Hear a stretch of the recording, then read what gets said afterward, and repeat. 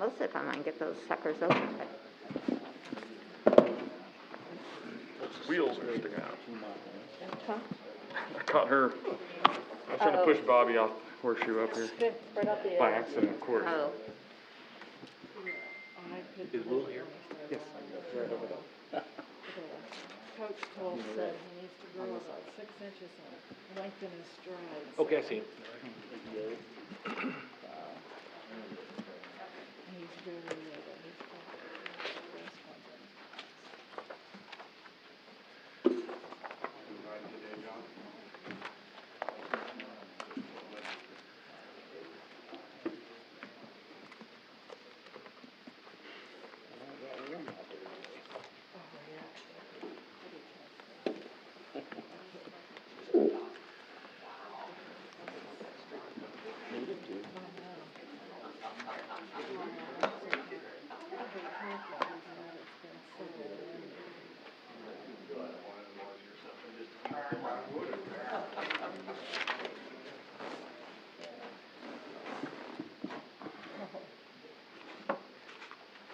Pay attention to where my husband's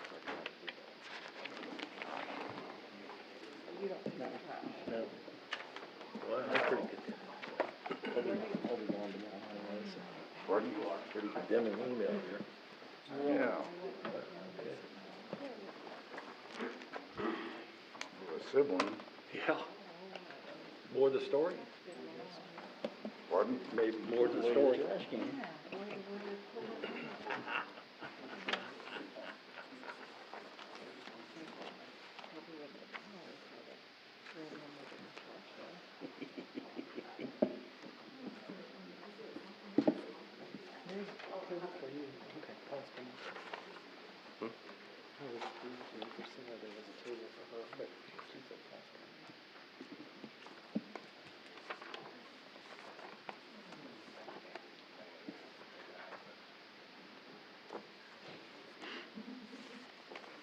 Guess they could turn the long table so she'd use the table. No, she's not doing it, Paul. Oh, okay.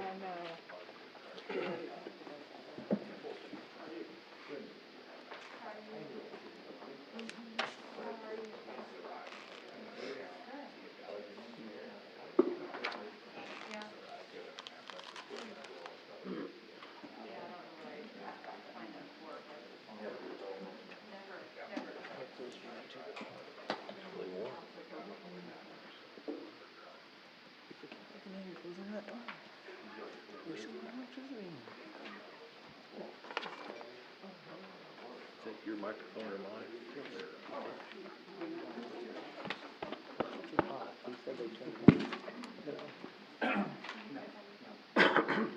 Kevin?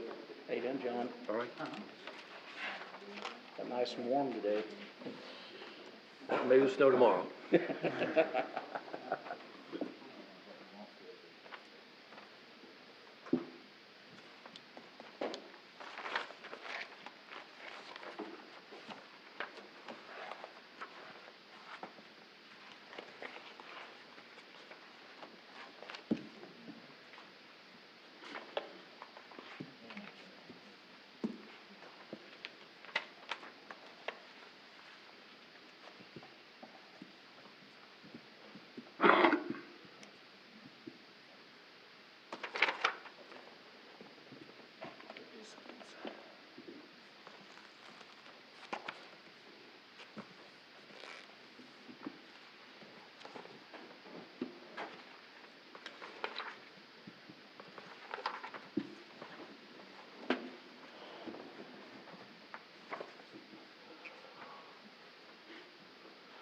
Everything ready to go?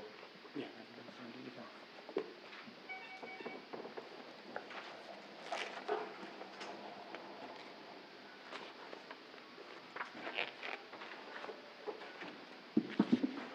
Okay. Call this meeting to order. Allegiance to the flag of the United States of America and to the republic for which it stands, one nation, under God, indivisible, with liberty and justice for all. Okay, roll call.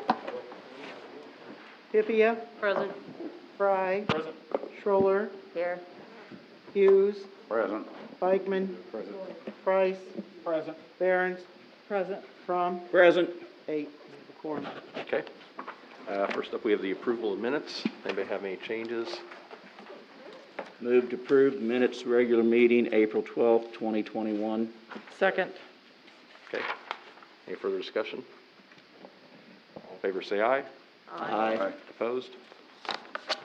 All right. Next up, we have public comment.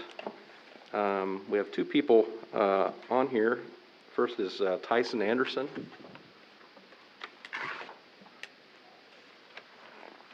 Hello. Hello, good evening. Members of the council, thank you for giving me this time to speak. We can all agree that last year was a tough time on a lot of people, but it's behind us now and it's time that we quit living in fear.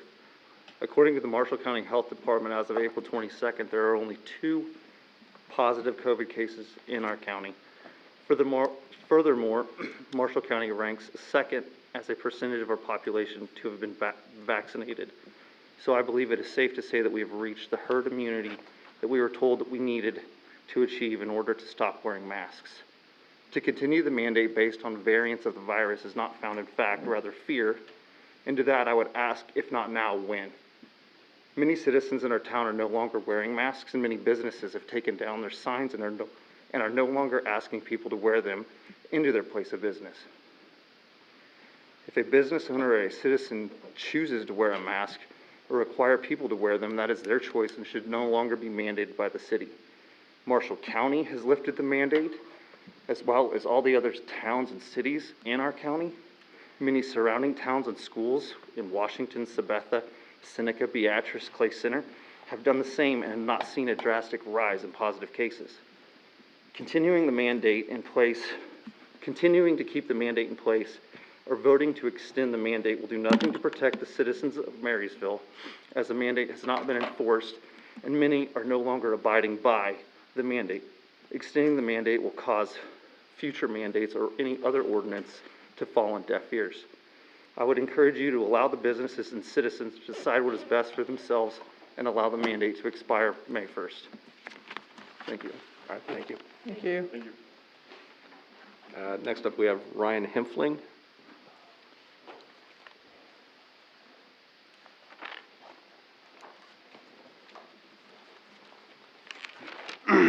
Good evening. All right, thank you for giving me a moment to speak on the city mask mandate. I'm not here to bombard everyone with statistics that we've already heard with COVID-19. I'm just here to give my opinion and the opinion of citizens of Marysville as well. All I'm going to ask is when. When are we going to get rid of the city's local mask mandate? If you look around, other counties have rescinded their mask mandate and have not seen a massive increase in the COVID cases that everybody is worried about. So why do we still have the mask mandate? Why are we standing out as different? We need to let local businesses within Marysville decide whether they want to enforce the mask mandate or not. We need to let people have the decision to wear the mask if they want to. If citizens are that worried about COVID-19, they will do their part. We're already looking at herd immunity here locally as well. I mean, this is just my opinion. Going forward, if opinions aren't going to change on this mask mandate, the city needs to enforce it and stop letting citizens police themselves. This is just citizens policing themselves. Just think of the psychological effects this has for people not wearing them, to be publicly ridiculed out within the town, which this is happening. Personally, I wear a mask because I want to be a law-abiding citizen and avoid any public disruption, even though my opinion is against it. But it's just getting to the point where enough is enough. We don't want our local government overstepping its boundaries any longer. I'm a face-to-face kind of person. That's why I decided to be here today to speak with all of you about this and let you know my opinion and many others. So please reconsider the mask mandate and allow us to make our own decisions. The people voted you in to take care of these important decisions, and that's all I have. Thank you. Thank you. Thank you. Okay, is anybody else here for public comment?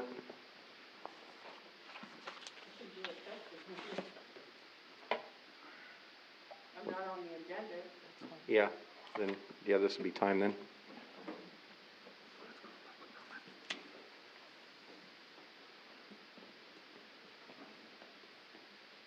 Beth Salmons, and I have been out traveling 49 counties in Kansas and Nebraska.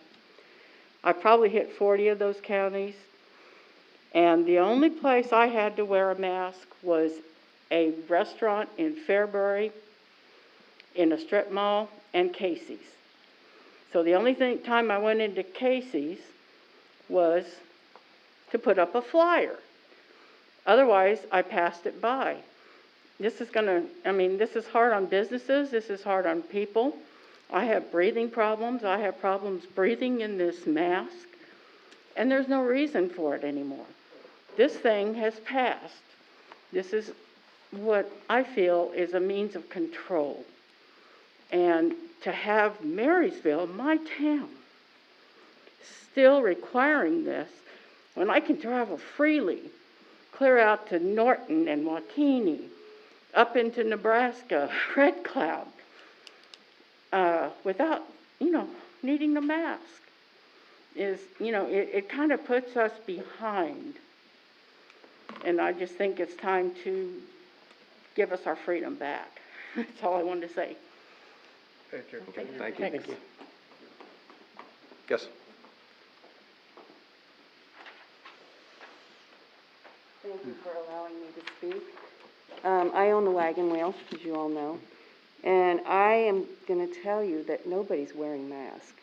I had a very, very busy night, Saturday night, line of people out the door most of the evening, and there was nobody with a mask on. I think people are done with it.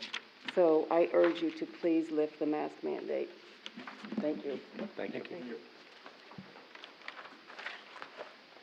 Anyone else? Business and discussion items. First up, we have Ty Dragu, if I'm saying that right.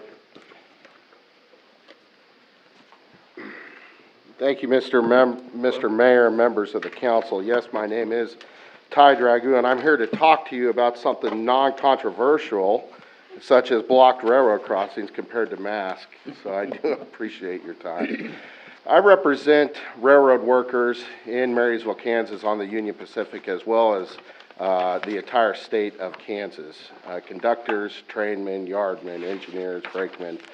If you work for Burlington Northern, KCS, Union Pacific, Kyle, Short Lines, you fall under our organization. It has been an interesting 4 days, as you are all aware. I believe you should have received a letter that we've had correspondence with Union Pacific from the city clerk. I am happy to report to you today that Union Pacific has decided to reverse its policy and extend the drop-off point at the yard, so Highway 77 will no longer be blocked. So I see you all are nodding that's a very, very good thing. We wrote a very stern letter, I think, as you will see. People are asking us, why are we involved in this? Well, I'll tell you why we're involved in it. Our members are your neighbors, your constituents. They live here in Marysville. When my office got involved, they were telling me, Ty, this is not a labor issue, this is not a legislative issue. I literally have grandma that lives in, northwestern Marshall County, and I know she's sick. If she can't get to the hospital, that's going to be on me. I can't sleep at night. It's terrible, terrible situations. Union Pacific is going through something that Wall Street is calling precision scheduled railroading. Now let me tell you what that means.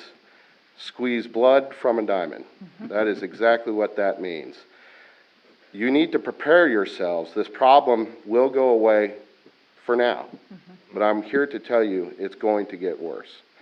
Precision scheduled railroading is something that is a trend in the railroad industry, and you're going to, a big portion of precision scheduled railroading calls for longer and longer trains. Moving more freight with fewer locomotives, longer the trains, that's how that's accomplished. When the U.S. infrastructure was built, really, in our nation, we were looking at 8,500 feet when we were thinking of trains, when rail infrastructure was really built in this country. You are now starting to see almost daily come through Marysville 10,000-foot trains or more. Our data suggests, and the crews that have reported back to me, almost every train is 12,000 feet or more coming through Marysville. So I'm sure you have all received numerous calls about Highway 77 being blocked. As you saw in our letter, we raised the issue with the local superintendent. That did not get anywhere, and thankfully, we kicked it up to the actual CEO of Union Pacific, and we made our case. You saw in the letter, and he did respond, and he directed that superintendent to reissue the bulletin saying that those trains need to be unblocked.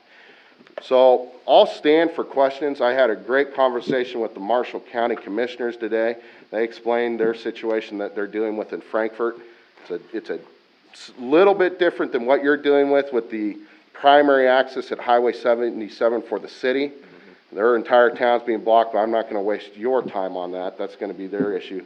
We're going to get heavily involved in that and see what we can do. But I do want to encourage this council, use our office as a resource.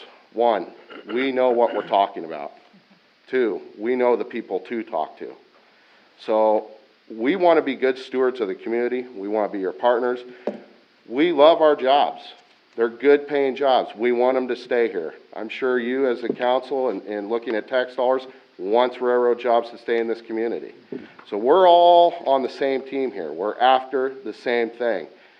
I'm encouraging you. You're going to start to see things come out of the Kansas legislature talking about regulating train length. You need to really consider, as a council, sending a resolution to your setting member of the Senate, setting member of the House, and the Kansas legislature that you support state action when it comes to regulating train length.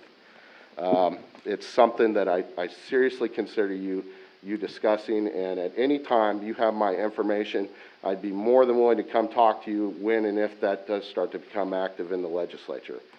So with that, I will stand for any questions.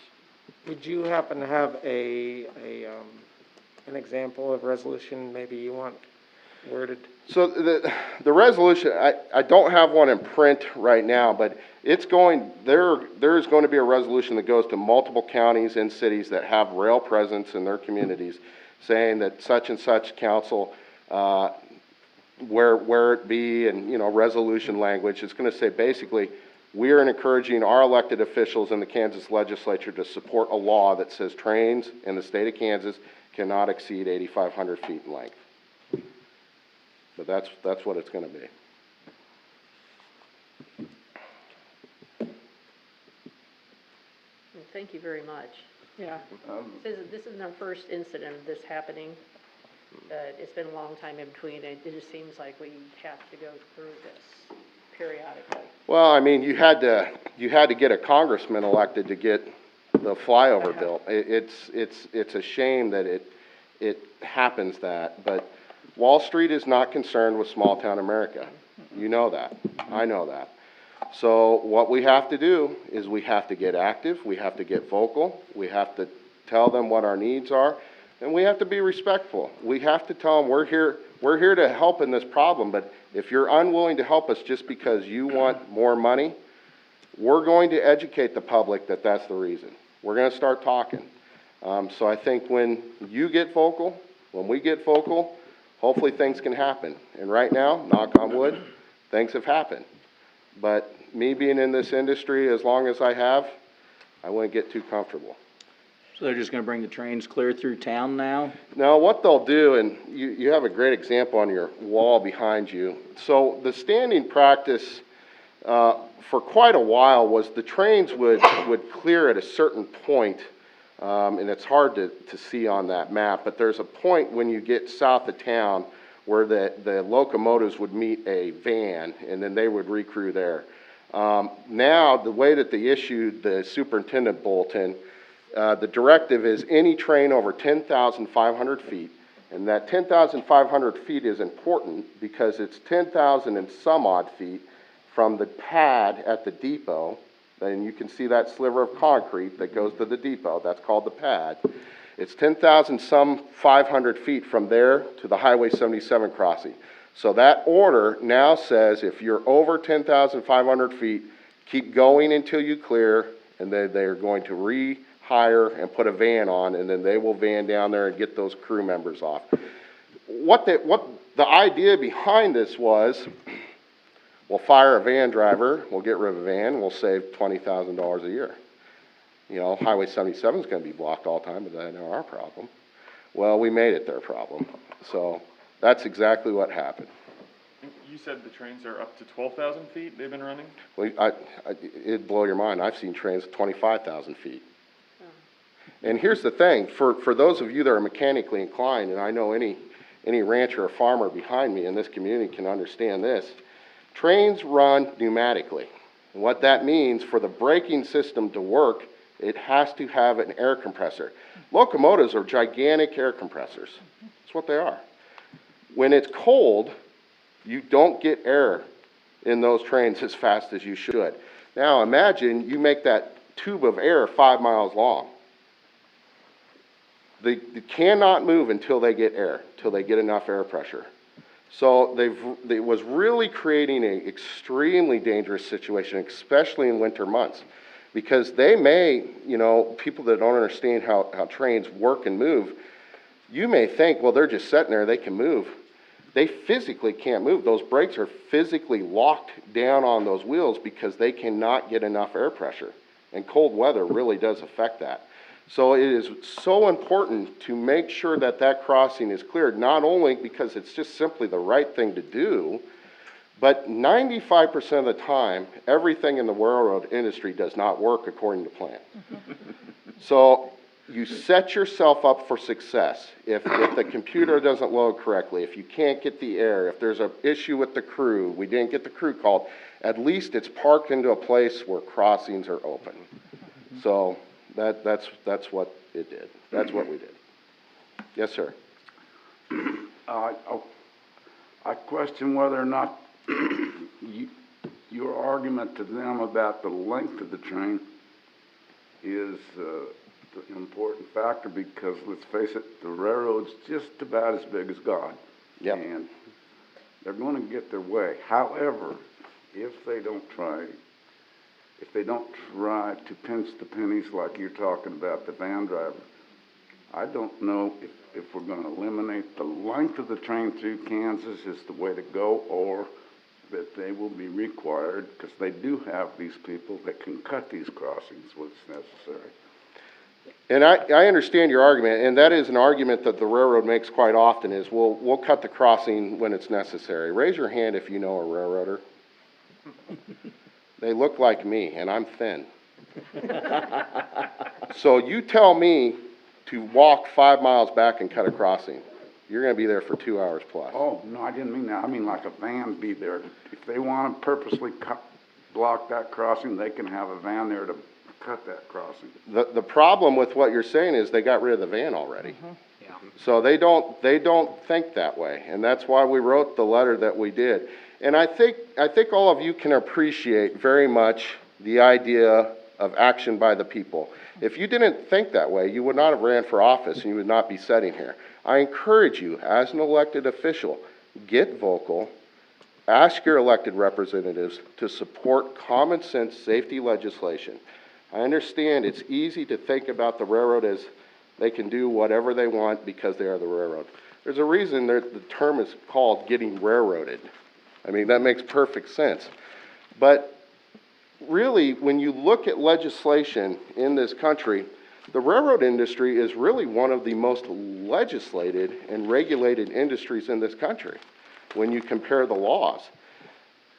The Railroad Safety Improvement Act was enacted almost 10 years ago, sweeping changes when it came to the regulations of railroads.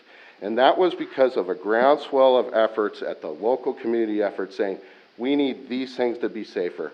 We need to have crossing guidelines. We need to require automatic gates and warning systems at these things.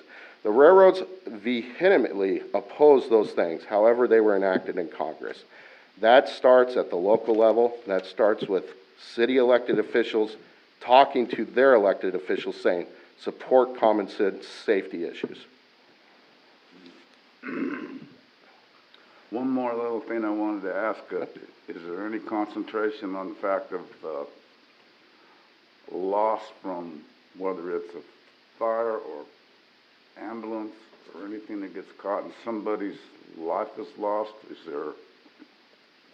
there anything going towards the responsibility of blocking that crossing? Has anything come up about that? Unfortunately, I cannot speak intelligently on that, nor do I have the authority to, so I'm not going to dazzle you with something I know nothing about. I think that is an excellent idea to pursue and ask people. That's a good question to ask the railroad. You know, what are they going to do when those things happen? But with my organization and what we're here to speak to you about, I honestly can't answer what they're thinking about that. Personally, at some time down the line, do you look at possibly another overpass over 77 North? We would be here supporting that with bells on. You gotta get the right kind of person elected to Congress to do that, though. Or you gotta really try to convince Union Pacific that, you know, a multi-million, probably $100 million project is worth their time. And I'm telling you right now, with this precision scheduled railroading, best of luck. One last question. Yes, sir. I'm just wondering, are you related to Niles? That was my father. Okay, that's all I just wanted. So it's, I was born in Beatrice, Nebraska, and I grew up on a small dairy farm just south of Wymore. I have trainman seniority out of Marysville. I took this issue personal. I worked every day when I was on a train working out of here. I know the territory. I know the people I work with. I love them. I think of them as family. And when they started telling me this is a problem, we dug our heels in and got on it. So is Thank Janie you. your sister? I'm sorry? Is Janie your sister then? Jamie? Jane DeBoo? No, they are related though. Oh, So okay. with our last name, there's not too many of them. Right. You follow the line, we're connected somewhere, I have no Okay. doubt.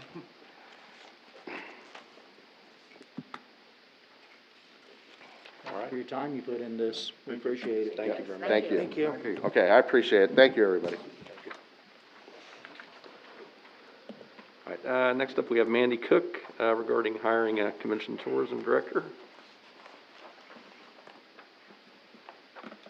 Hello, Council. I'm Mandy Cook. I am the chair of the Convention Tourism Group, and I have some supports back here with me.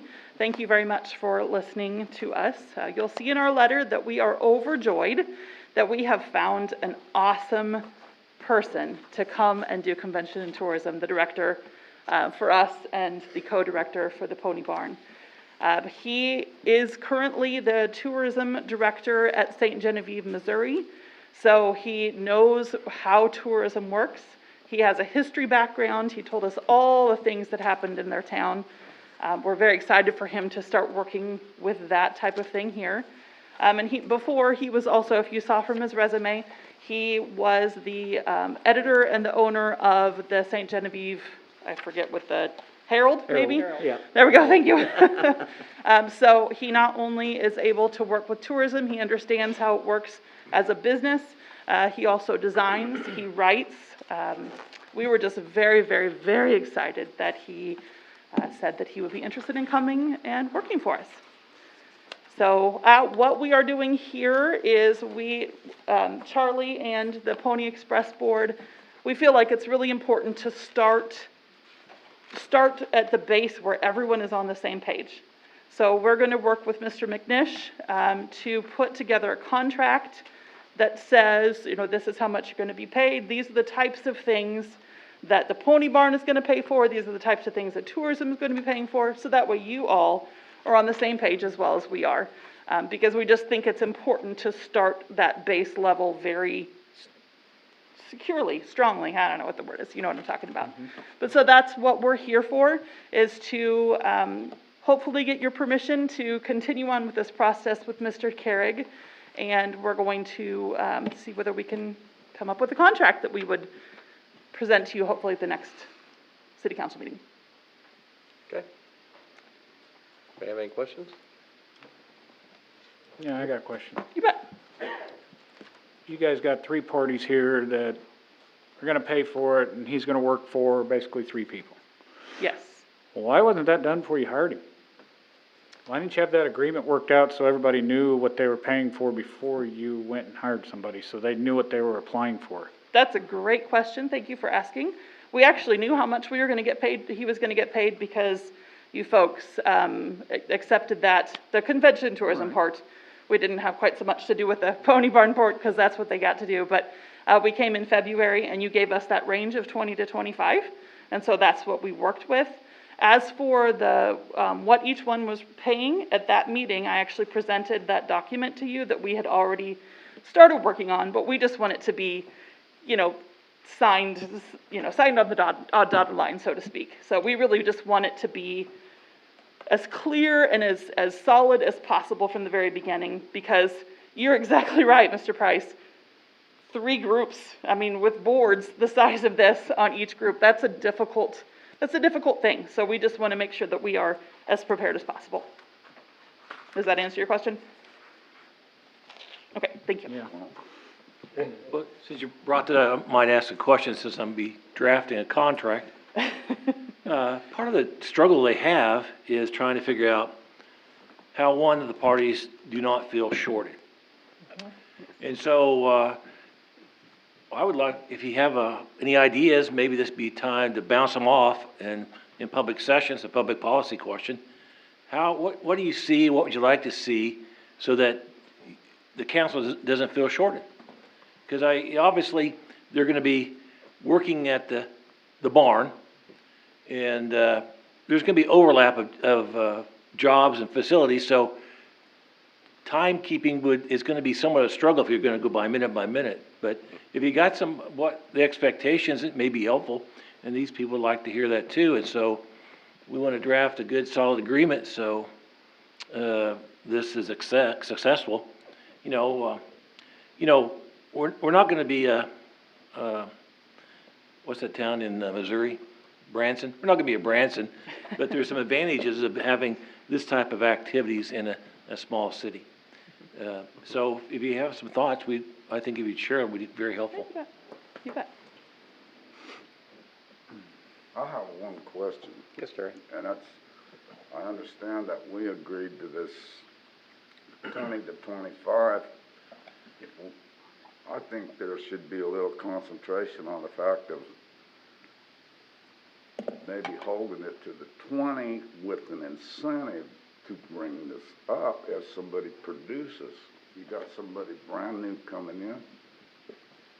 Are they gonna benefit, is the city gonna benefit from it, or is this man or woman gonna produce and deserve to bring that salary up? I think that should be started.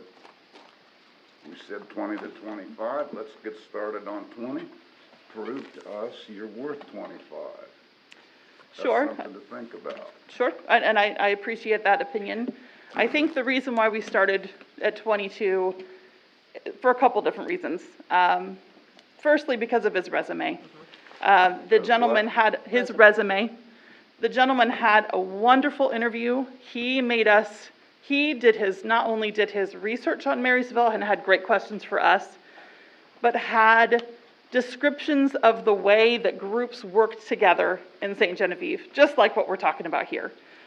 Working with the council, because he's a city employee there, working with the dinosaur people, working with the wineries, and putting them all together. So I think that that's my first reason that I think maybe he deserves to start out a little bit more.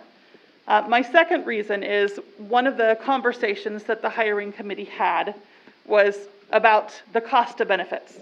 It's a lot. Just a general amount was about $14,000 a year. That's a lot. So I think to balance out that we're going to bring this gentleman with this wonderful resume and all of this experience into a place and not give him, I think that we discussed maybe it was about $20 an hour. I think that that's without benefits, that's without retirement, that's without insurance. That's a lot. So all of a sudden, you're talking instead of 20 to 25, you're talking 10. I'm not sure that that's enough to bring a quality employee. And that's, yes. Will this wage be divided equally among all three counterparts, convention, tourism, and the pony barn? No, right, the convention and tourism will pay 22 to start, and the pony barn will pay 20. So in total, then it's 42. But the Pony Barn was given some stuff convention tourism wasn't, like computer or laptop or something like that, weren't they? We were providing the space. The space, okay. City provides a computer and a cell phone. Okay. And the software as it's currently set up. Yeah. Correct. What about insurance? No, they're contract. No, they're They have to get their own. Yes. So they can work as much as they want. I knew Pony was There doing was a little- something.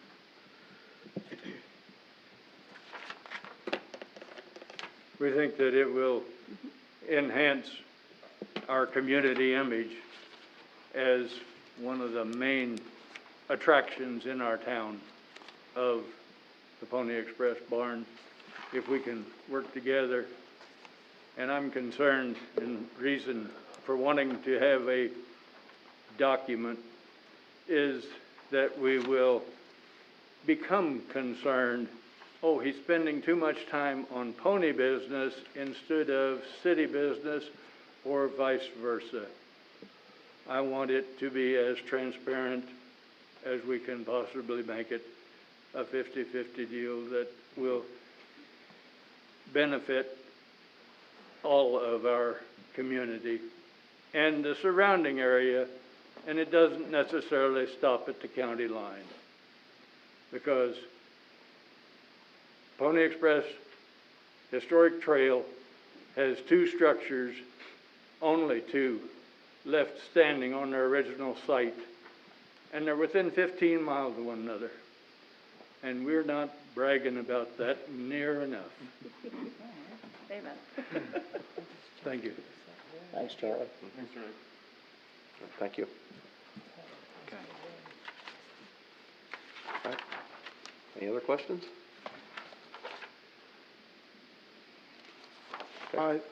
Personally, I think you ought to have an agreement first with the city, meet first with the city attorney, then come back with your, agreement approvals and your recommendations.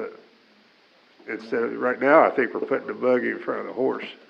Tomorrow noon. This is really just to make sure that you folks are okay with us doing that agreement. I mean, that's really what it is. We, as Charlie says, we want to be as transparent as possible. We want everyone to be on board through this whole thing. Because I think, Kevin, last time, Mr. Throm, when we were here, you know, you talked about some bad blood. Mm-hmm. We want to start this off as open as possible, as transparent and everyone on board, because they understand the goals that we're doing. So thank you for saying that, Mr. Bikeman. Actually, we're just asking to be able to do that contract. I'm assuming you got a meeting with John. Tomorrow at noon. Tomorrow. Yep. We did put that cart before the horse before the buggy, because we had to get that scheduled, so. Okay. How soon do you hope to have this person in place? He is wanting to be here by the 1st of June. Okay.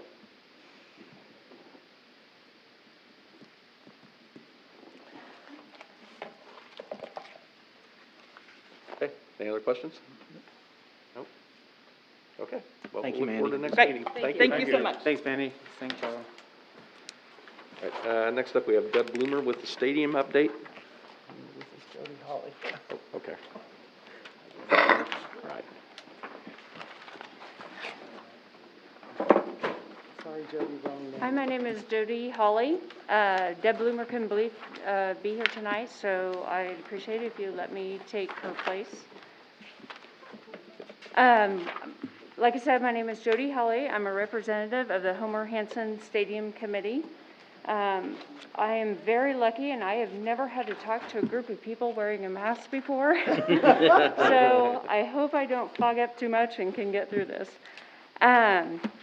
The committee, I think, does everybody have a handout? You may not have one, I have some extras. We got a Yep, couple. got 'em. The committee wanted to come before the city leaders and administrators and share the plans of what has taken place the last several weeks. The committee originally began meeting about 18 months ago, but because of COVID, we had to end all those meetings for about 10 months. We began meeting again shortly after the first of the year. Fast forward a few months and a donation from the Landell family has moved the progress forward, and work is expected to begin in the next 4 to 6 weeks. A contract is pending. As far as our last committee meeting, one has not been signed, but we expect it to be signed in the next few days. And that is for a renovation of the Homer Hanson Stadium, which will include a track and turf in the first phase to be completed in late August. To date, all the plans and renderings that you see in the handouts and materials that we have recently started presenting to the public have been conceptual only in design. Once a contract is signed with then Mammoth Construction will begin working with engineers and experts on the extensive design and planning process.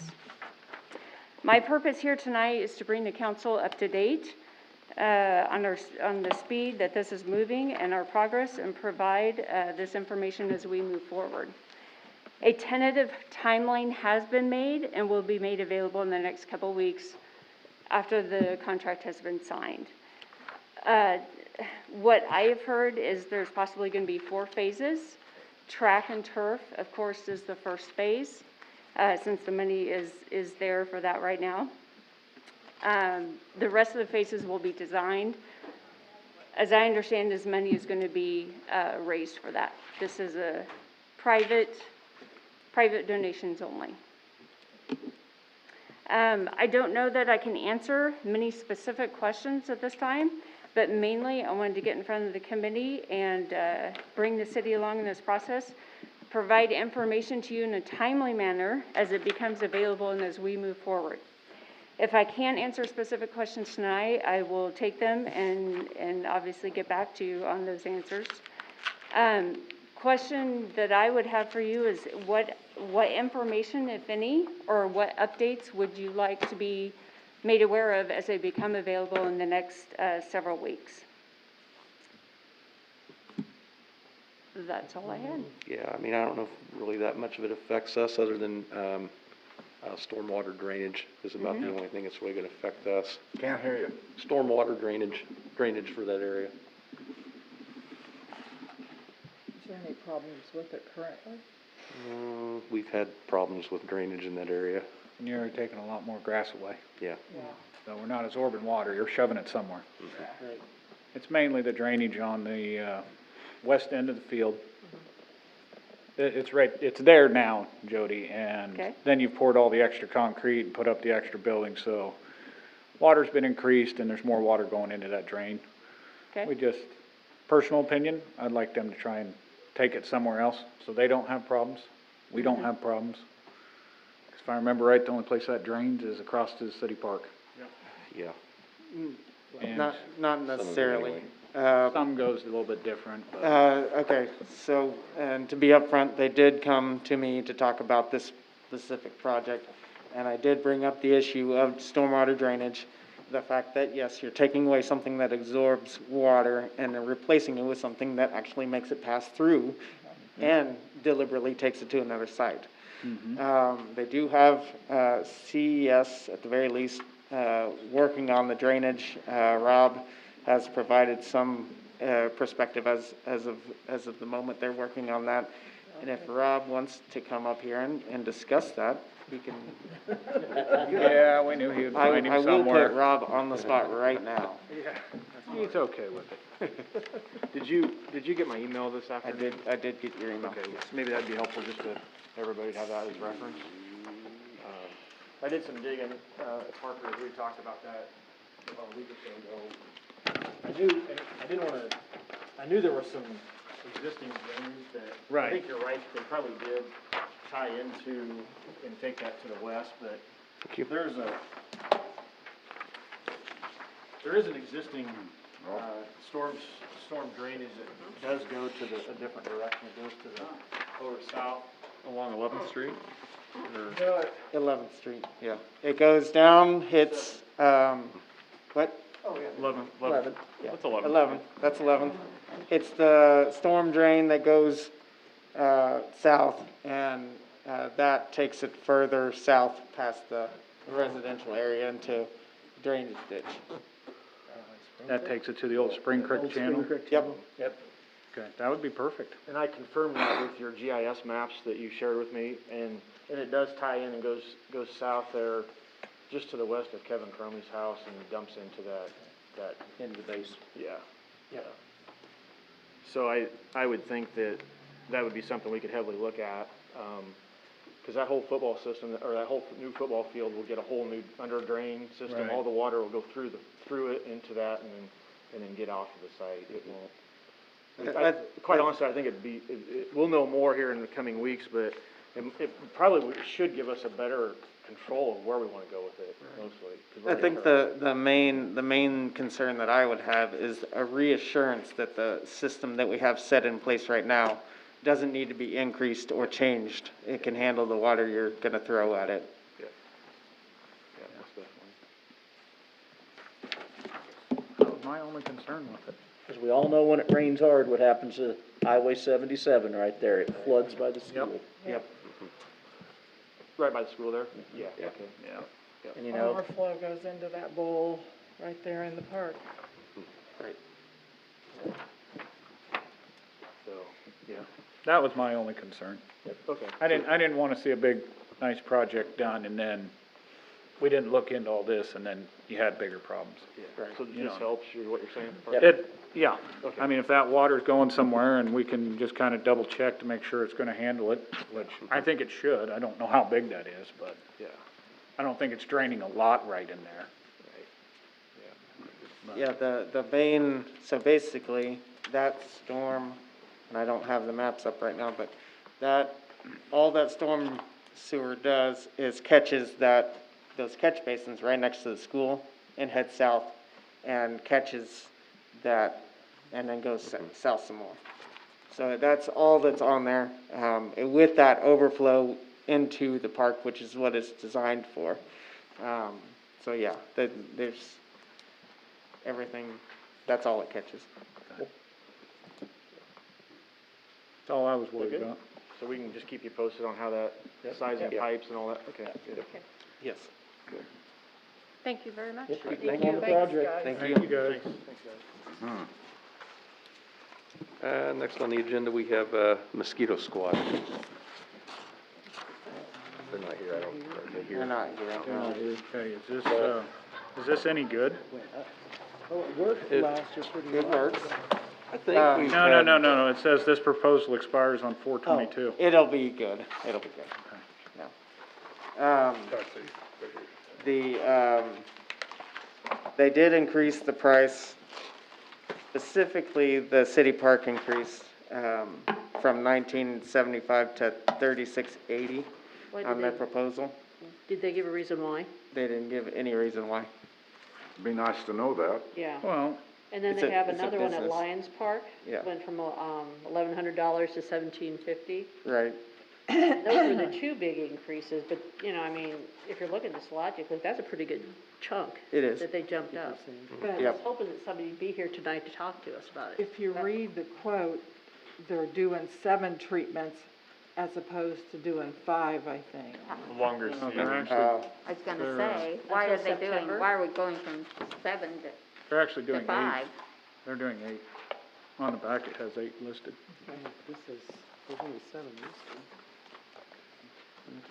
Why are we having so many more Well, treatments? This is their proposal, on how they recommend we treat. So, if they come to my house and then go, okay, this is what we're giving you, that's what they're giving me. I'm not an expert on these chemicals, and I don't espouse to be one. Well, did it do well last year? You look at Yes. the bottom. With it's the about 5 treatments? Doing an extra one. I don't if know, needed. I'd have to look back at how I many, think it was later in the season when we started last Yeah, year. right. Yeah. right.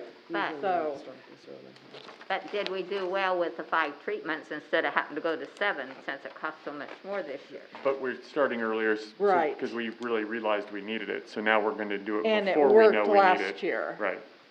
So that's Yeah, why the the more. mosquito, yeah, we were doing it right as the mosquitoes were coming out and that. Weather like today, they'll be here soon. They will Yes, be they here will. soon. Do you guys Already, tell right? me what you want me to do and we'll do it, but, My question was, does it include the chigger treatment? Do you know? Can't hear you. If it includes the chigger treatment, if they treat for chiggers too on the grass.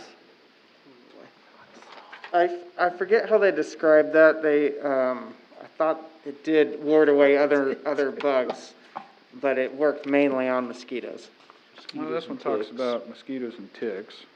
Yeah, so you'd think it'd have to do chiggers if it does ticks. If it's doing ticks, I think that's one reason why it's more. Yeah. Mosquitoes, ticks, may feed, breed, okay, yeah. I'm just curious And the because. mosquitoes are up in the trees, and the chiggers and the other stuff's in the ground, Right, which and that that's the I difference. added chigger treatment to our mosquito squad, simply because, Here on the ground. right, and I walk through the grass and I get ate up. I don't think we've added Okay. anything besides, mosquito stuff. And, Extra yeah. days? More treatments? Yeah, right. 2 more treatments over last year. I know, I think it works great. 5.5. 4 acres, 4.5 acres. Well, does somebody want to make a motion?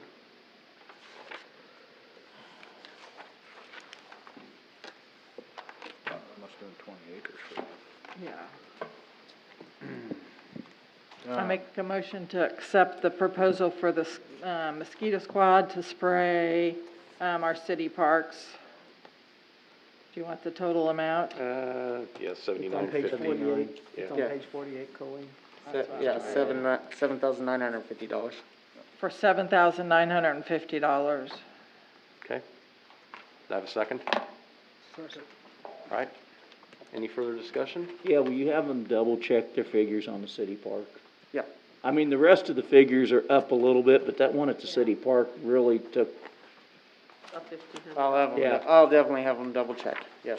that's the only one. The rest of them, you know, $75 to $100 isn't bad, but that one's just outrageously doubled, so.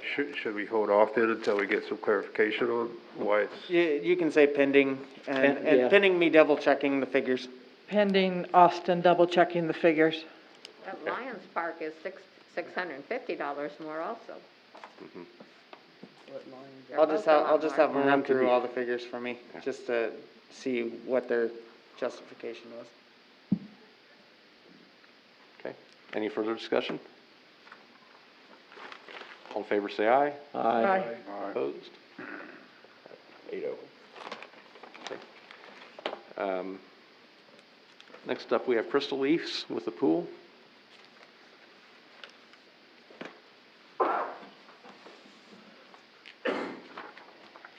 Hey, so Crystal Lease, I'll be running the pool this year. I just want to talk to you guys about a couple different things. First, Adult Swim. Well, typically, we have it Monday through Friday, but I do have 2 guards that are guaranteed to only do morning swim. So they are willing to even do it Saturday and Sunday. We could do Get a it. little closer to that mic so we can hear you better. Okay, can you hear me now? All right. So I have 2 guards that are willing to do morning swim. Typically, we only do Monday through Friday.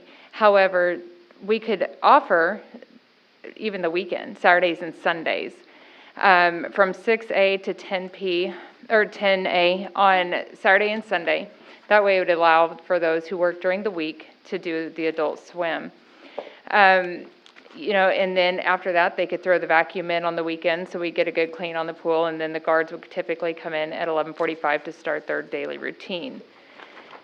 That was something that I was told to bring again to you guys to see if we'd be interested in doing 7-day-a-week Adult Swim, because I know that's a big perk to the community that people do enjoy.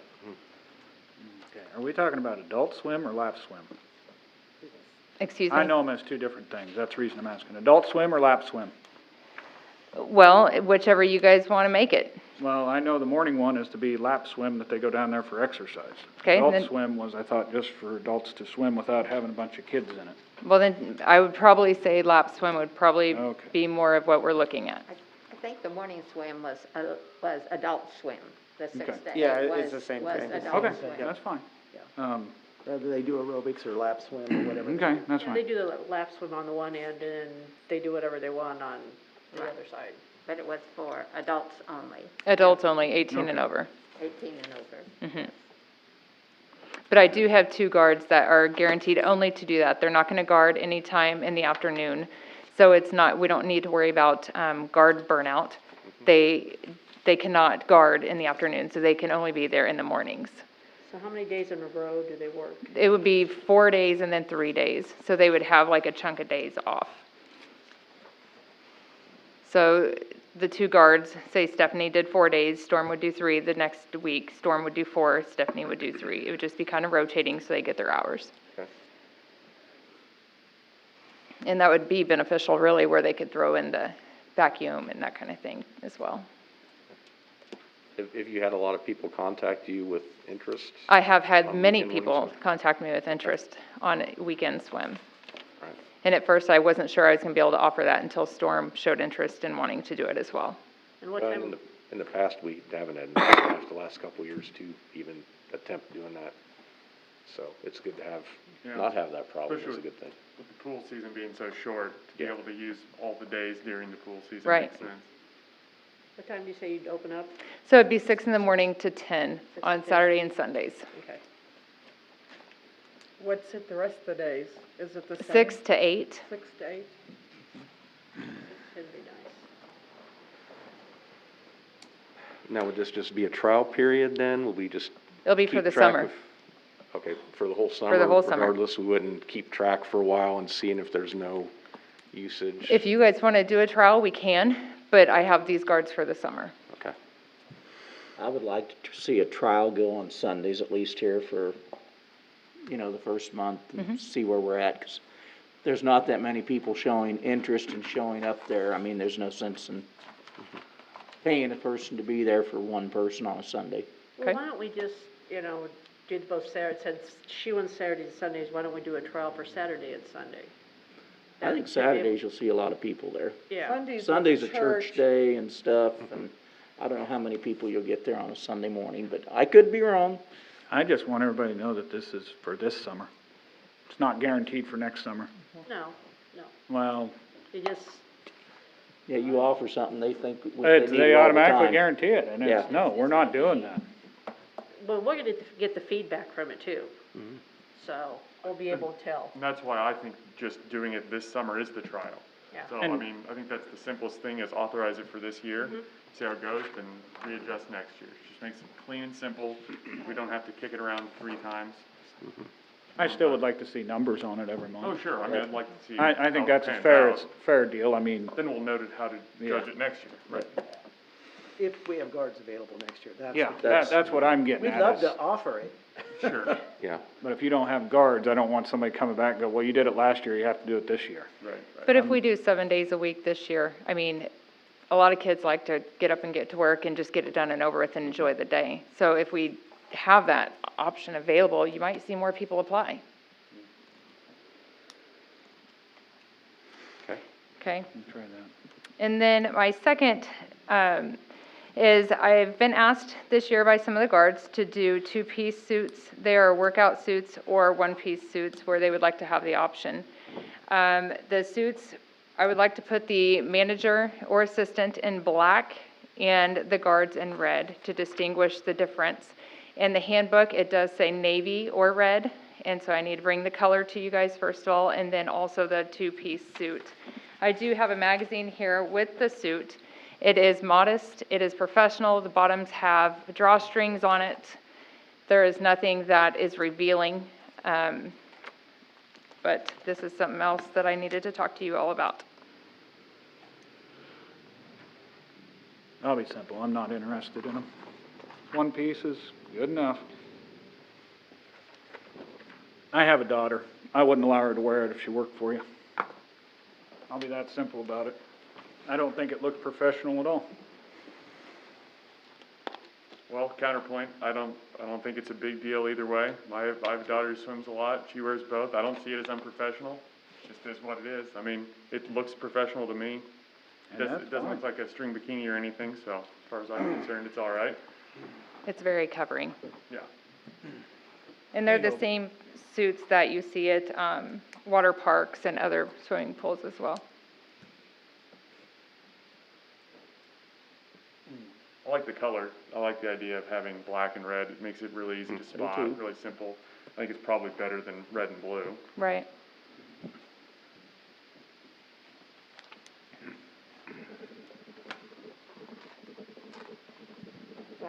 Well, does I somebody make a want to make a motion, we go with the two-piece for the, in red and the black one piece, is that what you're So wanting to it's, do? the assistant and the manager will either have a black two-piece or a red two-piece. Okay, Okay? all right, And then the guards, they will all have either red two-piece or red one-piece. okay. It's just the two different styles of suits, but the Right. management will be in black and the Right. guards will be Well, in red. I would recommend splitting up the color versus the style.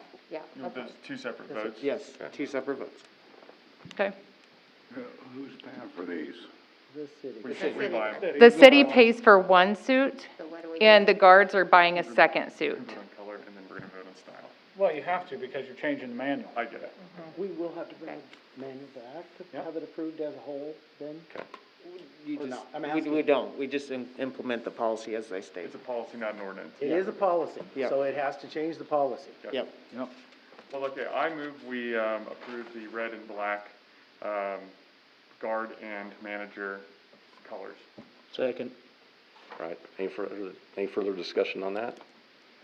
All in favor, say aye. Aye. Aye. Opposed? 8-0. All right, Who seconded that? that one in the I did. two pieces. Sorry, I Cindy. move we approve the, optional two-piece versus one-piece. Second it. Okay, any further discussion? All in favor, say aye. Aye. Opposed? Aye. Aye. 5-3. 5-3, I think.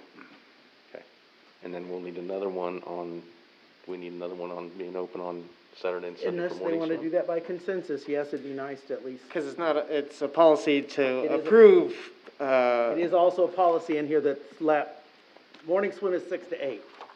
Right, so we just okay, need so to yeah, change make a it. vote, make a vote. I move to approve adult swim on the weekends, Saturday and Sunday, 6 to 10, for all of the 2020 swimming pool season as a one-year trial. 2021. Sorry, 2021, I don't know what year it is. Sorry, okay, just for 2021. correct. Awesome. Okay, I yep. second. With the exception of swim meets. Right, well, yeah, barring swim meet, yeah. Okay, any further discussion on that one? All in favor, say aye. Aye. Opposed? Aye. Aye. Okay, so 6-2. All right. You gonna change your policy on your swimsuits? We'll change it, yeah. Let's change it now while we're here in session. I know, we did, Yeah, you did that's it, why you they just, voted. you guys just did it. Okay, that was a 5-3. That's why I said it's a policy change. We'll have to Okay. retype the policy. Okay. Yep, we'll retype it just as you voted on it. Okay, all right, thank you guys. Thank you. Okay, next up is the mask mandate. And I don't, If we do didn't noth- get a letter from Dr. Ryan, did I we? did finally today. Did you? I Okay. got a memo, wait a minute, an email somewhere. Hang on. While you're fishing that out, if we do nothing, It dies. It does, on Yeah. Saturday, Saturday. Sunday morning, I'm trying to cut no off mask the negative mandate. motion being made. Yeah. Which is what, Dr. Ryan, I got several more today. That's what he suggested. Just let Jason read the email. Okay. Two council members, I strongly suggest that the mask mandate stay in place till May 1st, 2021, as per KDHE and CDC guidelines. As Kansas continues to have 1,500 cases of COVID a week and continues to have significant hospitalizations and deaths statewide, we need to stay vigilant in our efforts to keep cases under control. There were 48 clusters of active cases in the state last week, which is up from 44. The bottom line is we need to continue to follow CDC guidelines of masking, social distancing, and getting vaccinated. We need to work together as a community to stay strong. Sincerely, John Ryan, MD.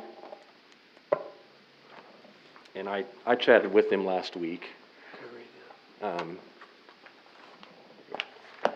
I mean, his recommendation was just at least to keep it in place until the May 1st like we originally had passed. We don't have that many cases. I mean, I think we've got 2 actives right now is all. So it's hard to justify extending it any further really. And the point of extending it last time was to get those people that have been vaccinated at that large mass clinic enough time to get their second shot and hit their maximum immunity, which we've done. And realistically, as I've been around, I mean, people aren't, by and large, not a lot of people wearing masks anymore.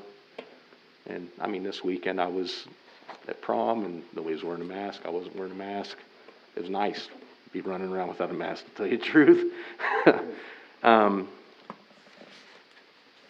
Yes, Terry? Then let's just, what he said, let's let her die May the 1st and see if. If you don't take any action, that's what happens. We gotta remember, there are businesses out there who are corporate businesses that still will allow masks. We need to honor them and not make fun of the people that are wearing them. Because this community has got real nasty about that. Past nasty.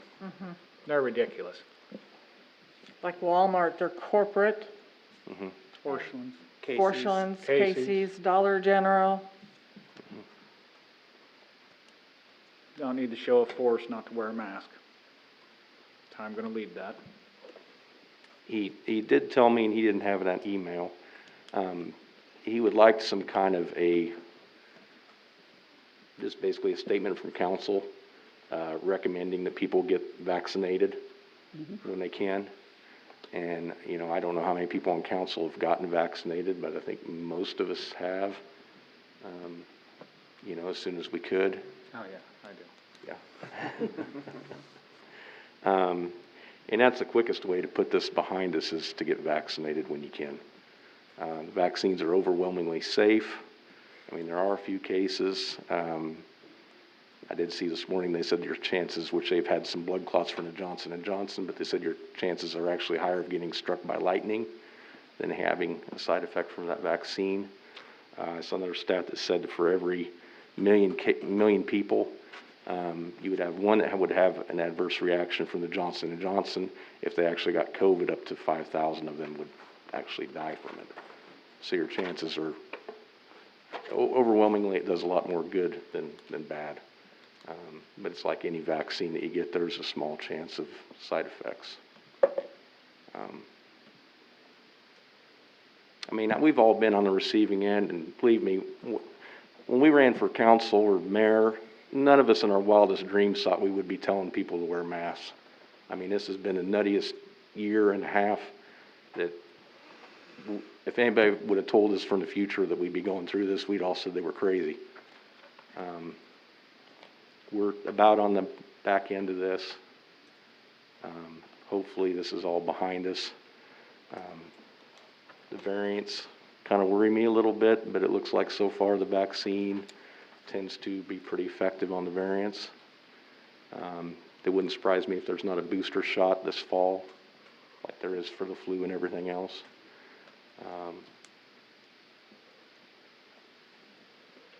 I knew we end the mask mandate ordinance 1896 May 1st. You don't have to. do anything. Yeah, if you just do nothing, we're good. Yep. Yeah. It just expires. Can we end it before then? Oh, you sure can. We're Well, gonna it extend it by 2 weeks. takes, you're gonna have to advertise in the paper and spend money, and it won't, So you'll extend it, shorten you it won't any. shorten it. Can't get it in the paper fast enough to do. yeah, Nope. May 1st is what, Saturday? Saturday. it's Saturday. Yep. I got 3 days. Saturday. Let's forget it then. Okay. All right, so you wanna move on to the next item? All righty.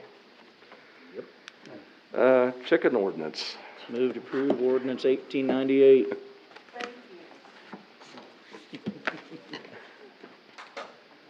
Second. Is there a second for that? Is there a second? I was asking. Oh. Do we Is have there a a second? Second. I did second. Bobby did. Oh, Bobby did. All right, any further discussion? What's of the this chicken now we're ordinance. doing? This- All this does is changes it so that if you have 2 acres or more, Contiguous. contiguous acres, that you can have, Chickens. chickens along with 6 chickens along with cows and horses. Yeah. Like we already have. Just adds Yeah. it to the cows and horses. Well, horses, mules, cattle, sheep, goats.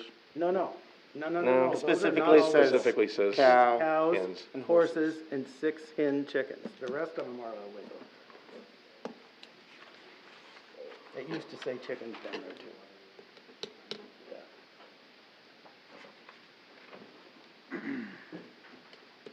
Mayor, Mr. Mayor? Yeah.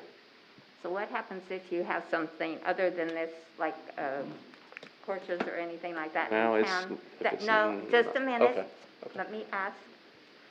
That are, if you have one of these animals that are in town and it's for a comfort item and you're not on 2 acres, what do we do? Do we have a, I don't know. Legally, if it's a registered comfort animal, I don't think that you can do a lot about it. Can we have our attorney answer that There you question? do we have an exception? Well, I think there is rules regarding comfort animals, and the exception comes from federal law.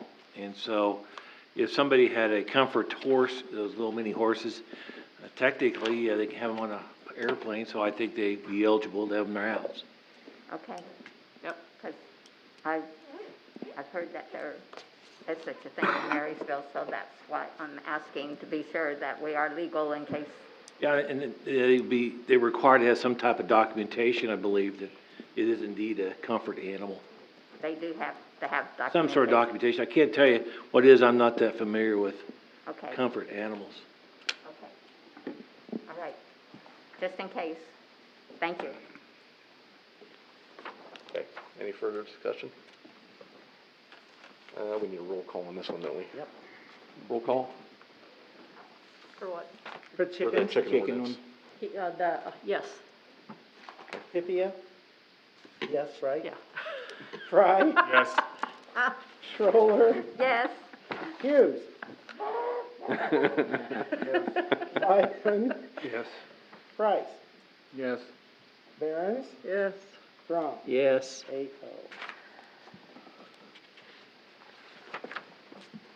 All right. Next up, container ordinance.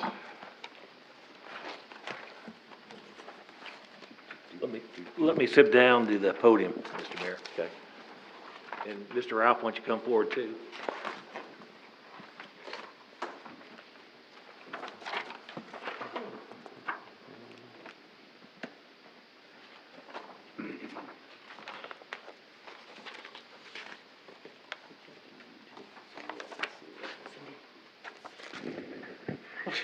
Yeah, I saw that too. Oh, I didn't. It's invalid. There you go. Yeah, that's the one you're making up with. Good deal.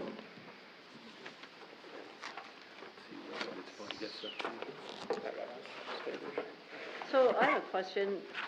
They shall be no larger than 500 square feet in area. Are those the same kind of containers that we see piggybacking down the highway? Must be painted the color of the same Does anybody know? The 500 square foot one would be a 40-foot by 8-foot wide. It comes in the 460. We just Okay. made it for that. You don't find, well, for the 52, that's the 460, sorry. Okay. Yeah, Mr. Ralph looked into that, and the sizes are pretty limited. And originally, draft had a more broader range of sizes, but apparently they don't exist. 1,000 square feet would be too large.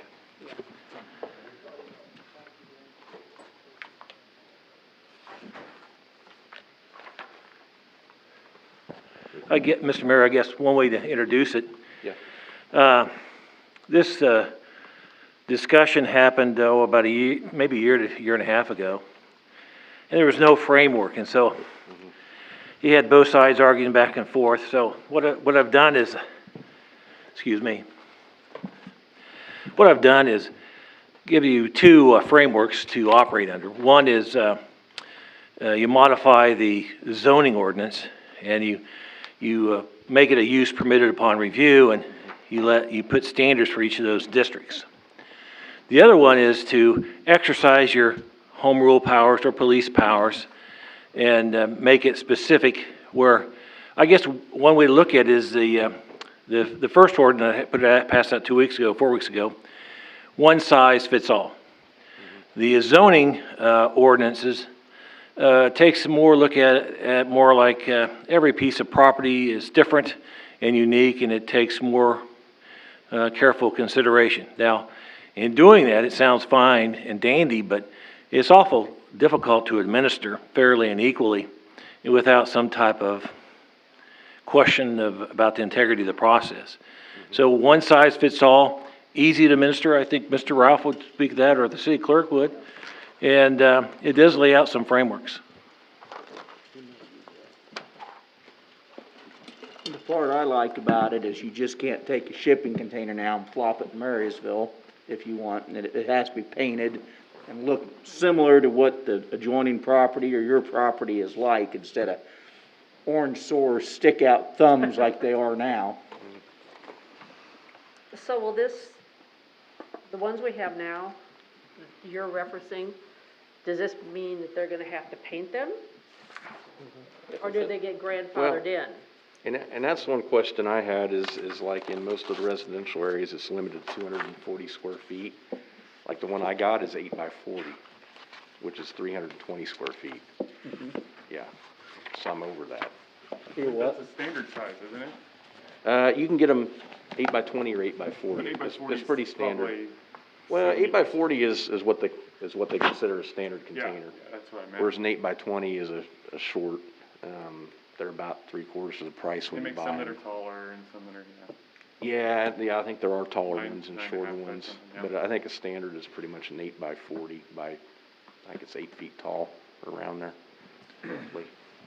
I'll answer your question a little more directly. Yeah. If you chose the ordinance which exercises the police powers, that's saying it's for the health, welfare of the city, and yes, you could require that those containers be painted immediately. If you go to the zoning type of ordinance, then they're grandfathered in. But with a grandfathered in, do they still have to be painted? No, they're grandfathered in, I'm sorry. Grandfathered in, that's it, they just are what they are. And with grandfathered in, that means if they're sitting on the street yard of any residential property, they can stay there, right? You know, that's a more difficult question, because there's also, there's ordinances related to protection of traffic ways and easements, so that's a little more difficult question. That'd be a good argument to make, but I think that it could be ticketed and something like that because of different ordinances. Okay. There's some overlap with other ordinances. Let's try that. What is the definition of street yard? The reason I ask is if the house sits in the middle of the block and you own the entire block and it's empty on either side, no matter what side you put it in, is that the street yard? I'll let Mr. Ralph address the corner. I think it's a corner lot deal. That would fall underneath the corner lot at that point. And on a corner lot in the ULDC, you have to be in 25 foot each direction. That would take care of your street yard side. Okay. Thank you. So does anybody know how many current containers we have in the city? 6. So it's not an abundant amount that they're gonna have to paint. No. Generally speaking, I guess philosophically, I think we should grandfather in people in situations like this where we come Monday morning quarterback rules. I don't think it's, I don't like coming in later and telling people, yeah, we're changing the rules after you operated under good faith as the rules existed at that time. That'd be like us we don't allow block foundations. Sorry, people with block foundations, you're gonna have to put in new foundations. Oh yeah, they were approved. Like anything else, I don't think we should go backwards and try to revisionist planning, I guess. I agree. I tend to disagree with you because they look terrible in the neighborhoods they are in. They need to be, if all else, they need to have a coat of white paint on them. There's a lot of things that look terrible, and we're tackling those one at a time, but I think this is pretty low down the list. These are one of them in our end of town. You just drive it, Todd. They stick out like sore thumbs every place they are. I've driven every street, and there's a lot of things that look a lot worse than this to me. I don't But think again, so. it's in the eye of the beholder. That's exactly right. on page Like I say, my storage container I've got, I think, looks better than the house that's in front of it. That's not saying a whole Well, lot. then that's the kind of thing I but- mean, On page 65, number 8, where it says vertical stacking and/or stacking materials on top of the storage unit is prohibited, does that mean a person can actually put rafters on it and make a roof on top of it? That kind of popped up last time about making these houses, or, right now, where that one is drafted now, nothing's iron and concrete. These are just giving you a framework to think about.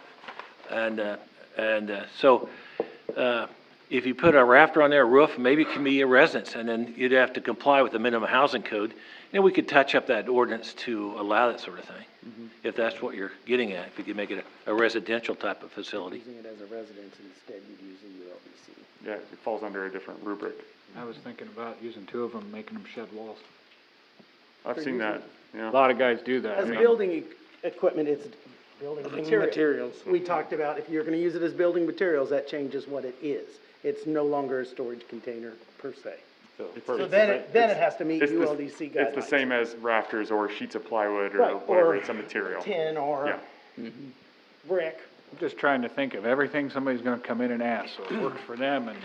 At this point in time, I'd recommend choosing one way or the other, and then another reading of this would be prudent. So another meeting, we'd come back with, if you got guidance right now, or if you got guidance in the next 2 weeks, then that could be relayed, and we could rewrite, and figure that out. But I wouldn't recommend approving anything tonight other than a direction. You wanna go ULDC or you wanna go ordinance? Also, I'd like to suggest maybe that Mr. Ralph go through some of the zoning districts to give you a better idea and try to pinpoint it on the map with reference to the map up there if you can, or is that too difficult? Or something like that. A little bit. All right. So, that's on this one here. We're talking about the, residential, so your residential 1, residential 2. Pretty well up like Catholic school area, up in there. That's all gonna be more residential 1. You get down towards, down this southwest, or northwest side of town, that's gonna be more residential 2. Down towards Kevin there, a lot of that's more your res 3. What's the difference between R2, R3, R1, generally? Okay, R1's gonna be more restrictive, it's gonna be, you can only cover 30% of your lot, like that kind of stuff. Res 2, you're gonna be at your 40%. Your residential 3 is gonna put you where you have, light industrial in there, you still can only cover 40% of your lot. Other than that, you get out suburban residential, you got, which you'd be in SR2, I believe, out there. Okay, where I live, okay. I think that's SR2 there, and that's getting you, it's figured around 2 acres. 2 acres around in there. All your suburban residential is gonna be that area there, and then up there by the airport, there's some suburban residential up in there too. I'm just curious, the business corridor on Broadway, from courthouse down to CES now, thanks. Is that restrictive, or that'd be? That'd be. I think I excluded that. Yeah, it was highway I commercial. left out some of the zones. But Yeah. there's some areas, it really wouldn't fit in the main part of Broadway, but down by CES and Danks, maybe. Most areas there, you wouldn't be able to put one, just because of the restrictions on your commercial areas, along the highway. There are a few that have enough acreage, or enough, square footage to put one. So, but like you were saying, like CES, that area has a few. You get out, like Bruna's and all that, that's more highway, commercial out there, and they'd be able to do them out there. We already have them down in industrial, in the industrial park. Remember, the council can pick and choose what districts. I mean, I kind of picked some arbitrarily, just, you needed some type of framework, so, okay, I pulled some out.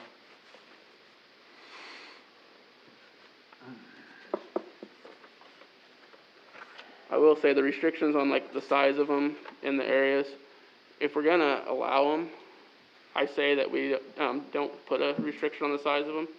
just because they're already restricted in the ULDC If on we're what they gonna can cover. what? Can't hear you. They're already Pull restricted, your mask off. they're already restricted on the ULDC on what they can do. So like size-wise, they can't, cover more than 30% of their lot or 40% of their lot.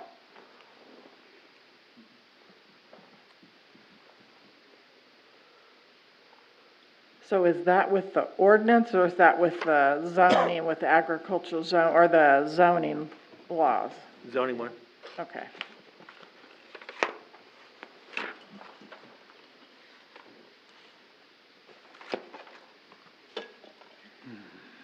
Basically, if we do it with the ordinance, they would be required to paint them, correct?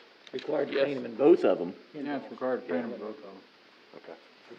And the other one too? With the zoning one, they're grandfathered in, so those wouldn't necessarily be applicable, but new ones, yes, absolutely. So existing ones Would be have to get grandfathered painted, in. but we do it zoning, the existing ones don't have to be painted. They're grandfathered in if we do the zoning. And we're basically just deciding which one of these we wanna come back and Right. vote up or down next time. Yep. You know, I really feel that we planted, I mean, those things got put here, however, and I don't think anything we do should be to stick it on those people that have them now, just like what Todd said about that should be grandfathered in if we don't want them. We've got somebody that's supposed to give you a permit before you get it, so that should kinda end it. There's gonna be a new one come in here in town sometime. If they apply for a permit or something, they can come to the council and the council can decide something then. I'm okay with future ones getting painted, I mean, because we're gonna set that right now. I agree with that. So I think we should go the zoning route, in my opinion. So did they require, do either one of them require the current ones to get a permit for that to be there? Well, they were supposed to get a permit. Hold on. I got one for Hold on. mine, I know, and I don't know if all of them did, but they were supposed to. All the but they ones that didn't. are in town got a permit, Okay. yes. Otherwise, we would have had them removed. They followed the permitting rules that we had on the book as far as building.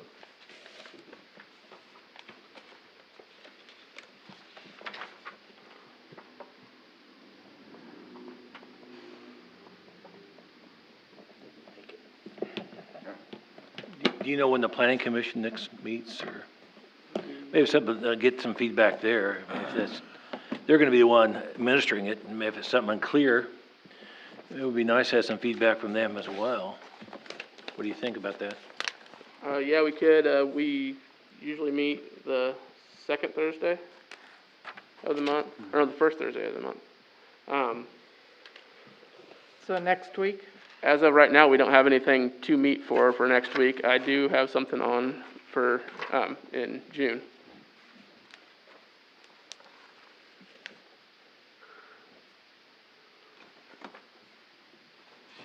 I guess this really isn't hugely pressing.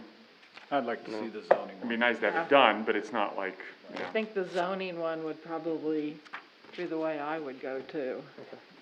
So let planning and zoning decide everyone. Yeah. I think too.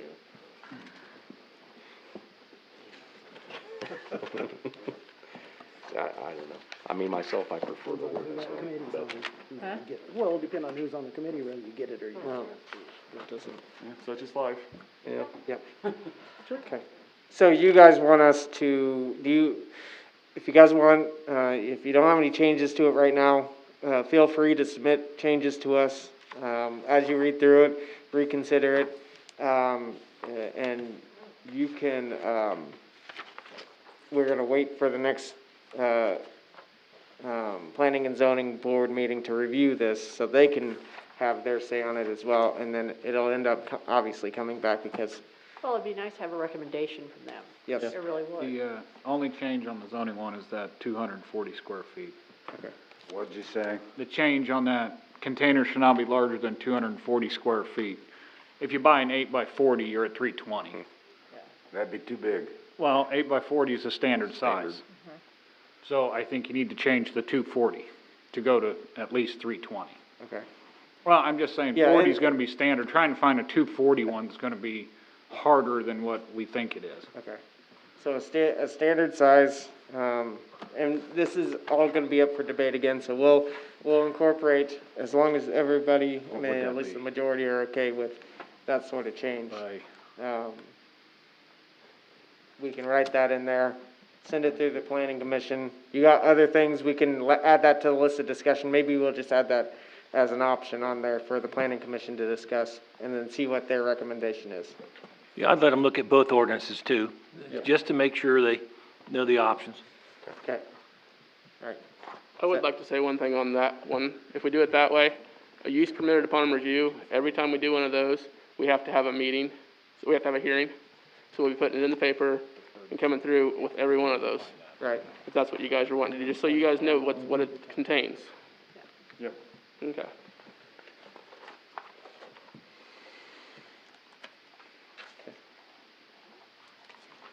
Is that it? All right, thank you. Okay. Next up, well, actually, John again. Stay there. Condemnation John? hearing. And Will. And Will. Will. Hi, John. Oh, Is he not coming tonight, I take it? No. Okay. Did you see the letter from his brother? yet? Yes, I saw that. Yeah. That's not exactly that's not exactly a glowing. Just a brief history, the council has ordered that the nuisance be abated, and in other words, it's been condemned by the council. He is given a certain period of time in which to remedy or fix the problem.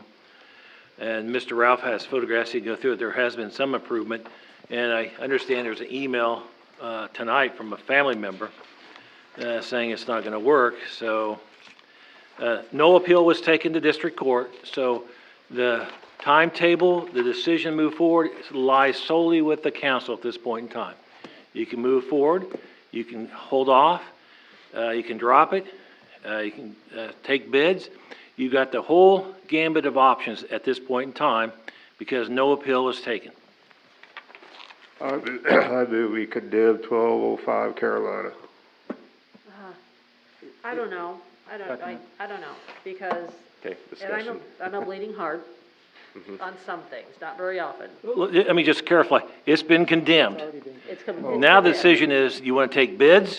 How do you want to proceed?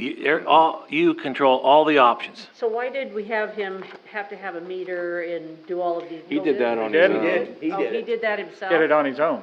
Okay. Because those were things we pointed out, that, it didn't have That need to any be water, done. Okay, utilities, gotcha. nothing, nobody was living in it, and those were all arguments for condemning it. Hey, Will, But I think, is there anybody living in it? No, Has the water been hooked up, the sewer been, no, Okay. yeah. okay, just- is just the electrical was house on there. habitable? no. Okay. That's all I need to know. Easy questions. Yep. If you're gonna move forward with leveling it, I'd probably say take bids. And maybe give some guidance if you wanna include something else in on this as well.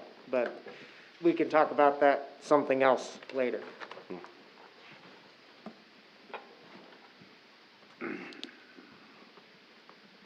When you say It's take to bids, try to sell the To house? demolish it. Well, to no, demolish you the demolish house. it. To Yeah, it's not ours demolish to, the Not ours I to mean, we sell. won't own the property at the end of this, we just, I was gonna All we say, can do is remediate it. yeah. Yeah. okay. And I doubt very much there's salvageable materials. It doesn't look like you'd be able yeah, I to sell don't to know. offset the cost. Well, Parker would be the one that, there's No, a lot there's of not. stuff to try and separate out in The, the the house. worst problem is that it's, not gonna lie to you, it's not gonna be cheap to clean up. And what? It's not gonna be cheap to clean up. It's gonna be a lot of labor, because they're gonna have to clean out the trash out of it. Then you're gonna demo it, and then you're gonna put it in 2 different spots. I would imagine they scrapped most of the metal that could be scrapped as they were doing their cleanup. Cause that would have been my play, if Yeah. I were doing it. Yeah. So And the chances are, I'm gonna take a guess, the house is still full. Most of it is, he got the back, room, like kitchen area cleaned out, so I could get in there and do an electrical inspection. But from Okay, there, is- he didn't is- let me go in past there. Is the power on throughout the house or just to the box and like the main breakers off? To the box and like 4 breakers. Okay.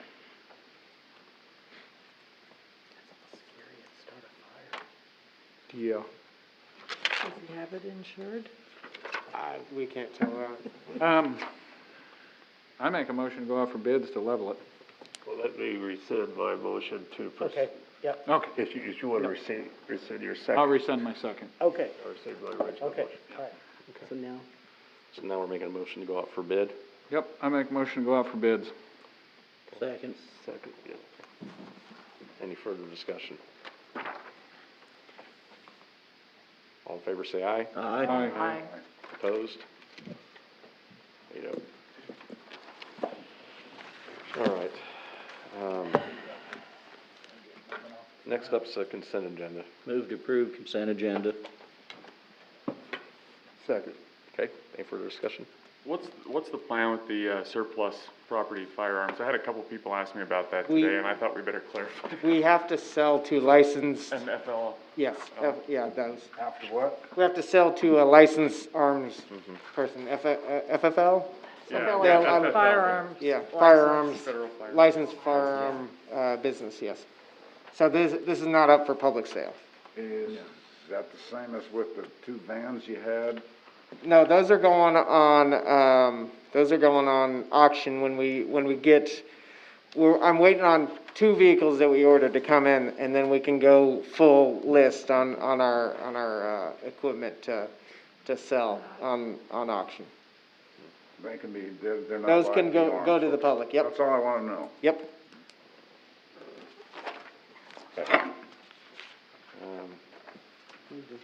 Yeah, moved and seconded. All in favor, say aye. Aye. Opposed? All right, next up, we have appropriations ordinance number 3746. Move to approve appropriation ordinance 3746 in the amount of $603,062.95. Second. Any further discussion? Roll call? Kipia, Yes. Fry, Yes. Kroller, Yes. Hughes, Yep. Reichman, Yes. Price, Yes. Barron's, Yes. Ron. Yes. All right, first on my list is the airport project approval. This took up a lot of pages, but it's really simple. The documents are required by the FAA for us to fill out. Normally, this project would be a 90% match, which that's our entitlement funds. We build up the entitlement funds, and that's the federal dollars that go towards this. The FAA recently got an infusion of money, so they're covering 100% of this project, reimbursing what we've already expended, which saving us $67,000 pretty much, potentially, in this project. We are lucky, fortunate that we have great local contractors. AHRS was the low bidder and was checked out by our engineer. The numbers matched up, and they came in with a really good low bid. What I'm asking, or what Heather with Olson is asking, and I'll read through this, for reconstructing the airport road plus the airport parking, to approve that, and, let's see, I gotta find the instructions. Approves the following, you reviewed the recommendation letter from Olson to approve AHRS, approve the executing amendment number 1, engineering agreement for additional construction observation and testing for the increase in working days for the project. Authorize approval for the mayor or designated city official to execute the grant application. Authorize approval for the mayor or designated city official to execute the grant documents upon receipt, contingent upon FAA approval. Authorization approval for mayor or designated city official to execute the contract documents with AHRS Construction Incorporated contingent upon FAA approval. Included the resolutions in your upcoming city council meeting and incorporate into meeting minutes, and you should be good to go. So, if we could approve all that, we can move forward in this project. Move to approve the documents for the airport project. Second. All right, any further discussion? All in favor, say aye. Aye. Opposed? Veto. The next one is a similarly easy one with some paperwork to it. Let's see, where's a good tabulation. Anyways, last year we received a grant out of the blue. Well, not really out of the blue. The FAA asked us if we wanted a grant to cover expenses related to the airport, and it amounted to $20,000. It covered anything from cleaning to operating expenses. It was pretty broad. The only thing we couldn't outright do was cover expenses related to this project. And even that, if we changed some paperwork up, we could have done that too. Well, this is pretty similar. They did change some wording to it, but as long as you guys approve the grant for $9,000 from the FAA, we can use it for cleaning, we can use it for operations related to the airport, and it covers the expenses. And I forget what date they put that to, but I remember the last one, they gave us 4 years to expend $20,000. It's been pretty easy to expend it. It's almost gone, for airport related. So if you guys would approve the signing the grant agreement, we can move forward and add that to our revenue, I guess. Well, not revenue, but you get what I'm saying. Move to approve the grant agreement, $9,000 from FAA. Second. Any further discussion? All in favor, say aye. Aye. Opposed? Veto. All right, next one up, we'd been discussing how we're gonna finance, the airport. And the idea was to do it through local, banks to support our local banks. So that's what the idea is here. After doing the math of what we've spent so far, what we budgeted to come out of the general fund, it looks like the final amount that we need is, let me pull back up to my. This is the fire station, right? Yeah, the fire Okay. station.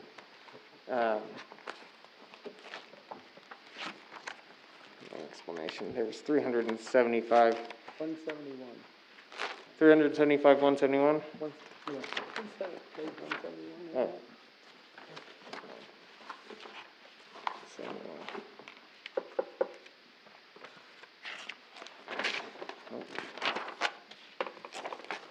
Well, while you're looking, what happened to our $600,000 CBD grant? Okay, so how the CDBG grant works is we tell them a budget of how much it's gonna cost. They say, okay, here's $600,000, as long as you meet the criteria, it's 50% of your funds, so the $1.2 million, $600,000 was gonna be 50%. When the bid came out so they go, this is your budget, we put $600,000, and then they turn it into a percentage. So it starts out as 47% of the project, let's say, and we cover 53%. So when we got a favorable bid that dropped the price, those percentages matched up.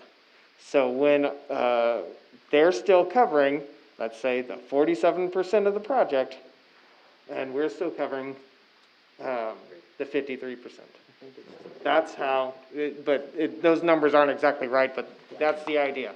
They started that a couple of years ago I don't know why, but that's how they run the project. So we didn't get $600,000? No, we did not. Okay, here we go. Looks like, yeah, 540. So we only get $520,000. 500 and, Plus administration. So plus the administration, so $540,000. Okay, Okay. So, we expended $221,750 so far this year of the $379,197. We also spent $90,301 in 2020, which brings the total from the city, $469,498. The total amount needed for the project is $844,565, or $375,067 after the budgeted money is expended. So at this point, I'm recommending that we start with $400,000, and the idea being whittling it back down once the project is done. And I've talked with the banks, and they are one bank, and the process is we sign for a temp note, and they said the attorney would have to look at the paperwork before we do that, we have $400,000 to use on this, and then we create the lease purchase agreement once the project is done, and do the payments that way. Yes. How do you know that's the final amount we need to borrow? That's the whole reason why I'm recommending $400,000, just in case we have a $25,000 cushion, just in case something comes up that we need to change. Okay, that's why I'm kind of curious. If there is something left over and we don't need, is it gonna be a case that you're gonna spend it, kind of like concrete, or whatever you already did with the 70? It inevitably comes up back to the council if you want to spend it or not. My idea would be to whittle it down and not spend it, and just, once we finish the project, that's the number that goes into the lease purchase, and we're done. But you guys can decide otherwise. That's up to you if you want to do the whole amount or not. But you know that 400 is gonna be as high as we're going on this with us. That's my hope. I don't know, I mean, $25,000 is quite a bit, and we've already ran through, we got the concrete down, we got the piping in there, they're putting up the building right now. I mean, it's pre-made building. The tin's getting put on it right now. I don't know what we could expend it on, and that's troubling. If you feel that that's not enough, then that's not enough. I think it's more than enough, but that's what I'm wondering, what happens when that time comes and we've paid off our bill and there's a junk left? Then that goes away. It goes away. We don't owe that anymore. We just signed the paperwork. I think it's kind of like when you go to the bank and you're gonna say you're gonna add on to your house, and they say how much, and you tell them roughly, I don't know, $60,000 or whatever, and then they create a account, and you pull out of that, and then when you get done with the project, then you finalize everything and you know what you owe. I understand, but we have a history of all of a sudden when this happens, there's all these plans that we talk about how we're gonna spend it now that we've got it. Right. Yeah, and I think he's just wanting authorization for a little bit more, so hopefully this will be the only time he's gotta come in front of council. Right. Because any changes that would have to happen are gonna come in front of council anyway. Yes, the council's gonna approve any changes. I just don't wanna duplicate paperwork with the bank.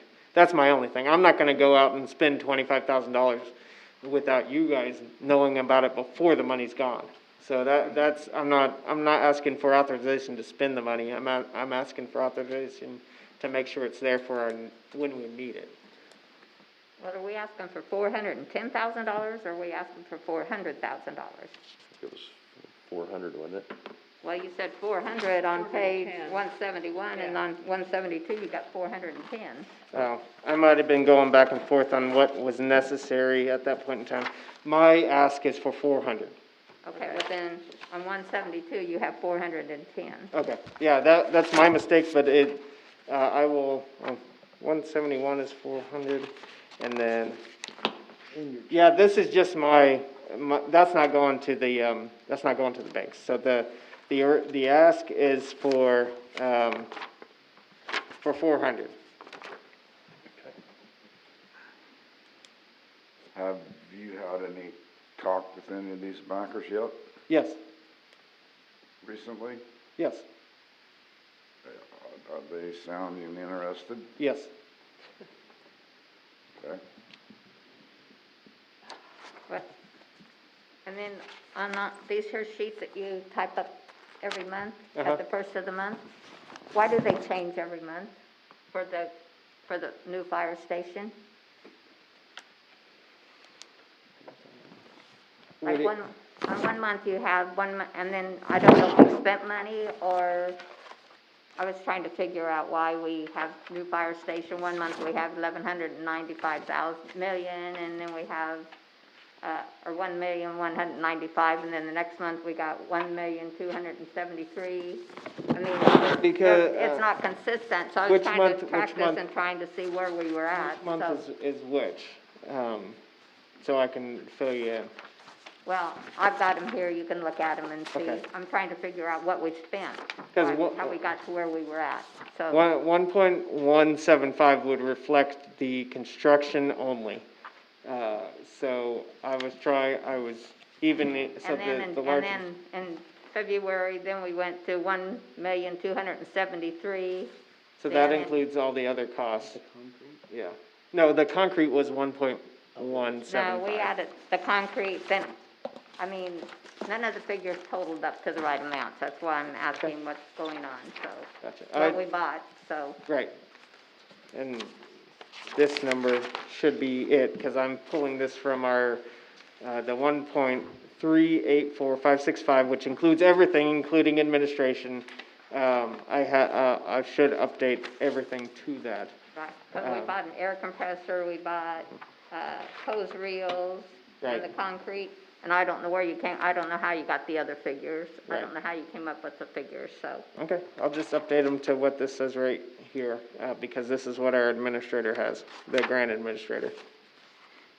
On 172, 1,384,565. Okay. And that includes all those extras that we did. Yeah, that includes, Right. construction and administration, and, she threw, and I'll double check, she threw the things that we're paying for ourselves, like the hose reels and all that stuff that we added on. Right. Yeah. The concrete, they actually accepted that. So when we got the final bid, it was the 1.1 with all the extras onto it, or the alternates. They didn't accept the two things that weren't the concrete. That was the air compressor And power washer. and the power washer. Those weren't considered CDBG worthy. I guess that's the best I can say right now. But that concrete, they actually administered it into the grant, so that upped us on CDBG funding. So it brought that percentage along with it.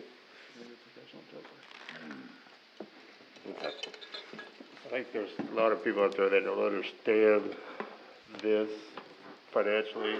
When they see a large amount that has to be, that we have to attribute to it. Right. They think immediately that their taxes are gonna raise. Right.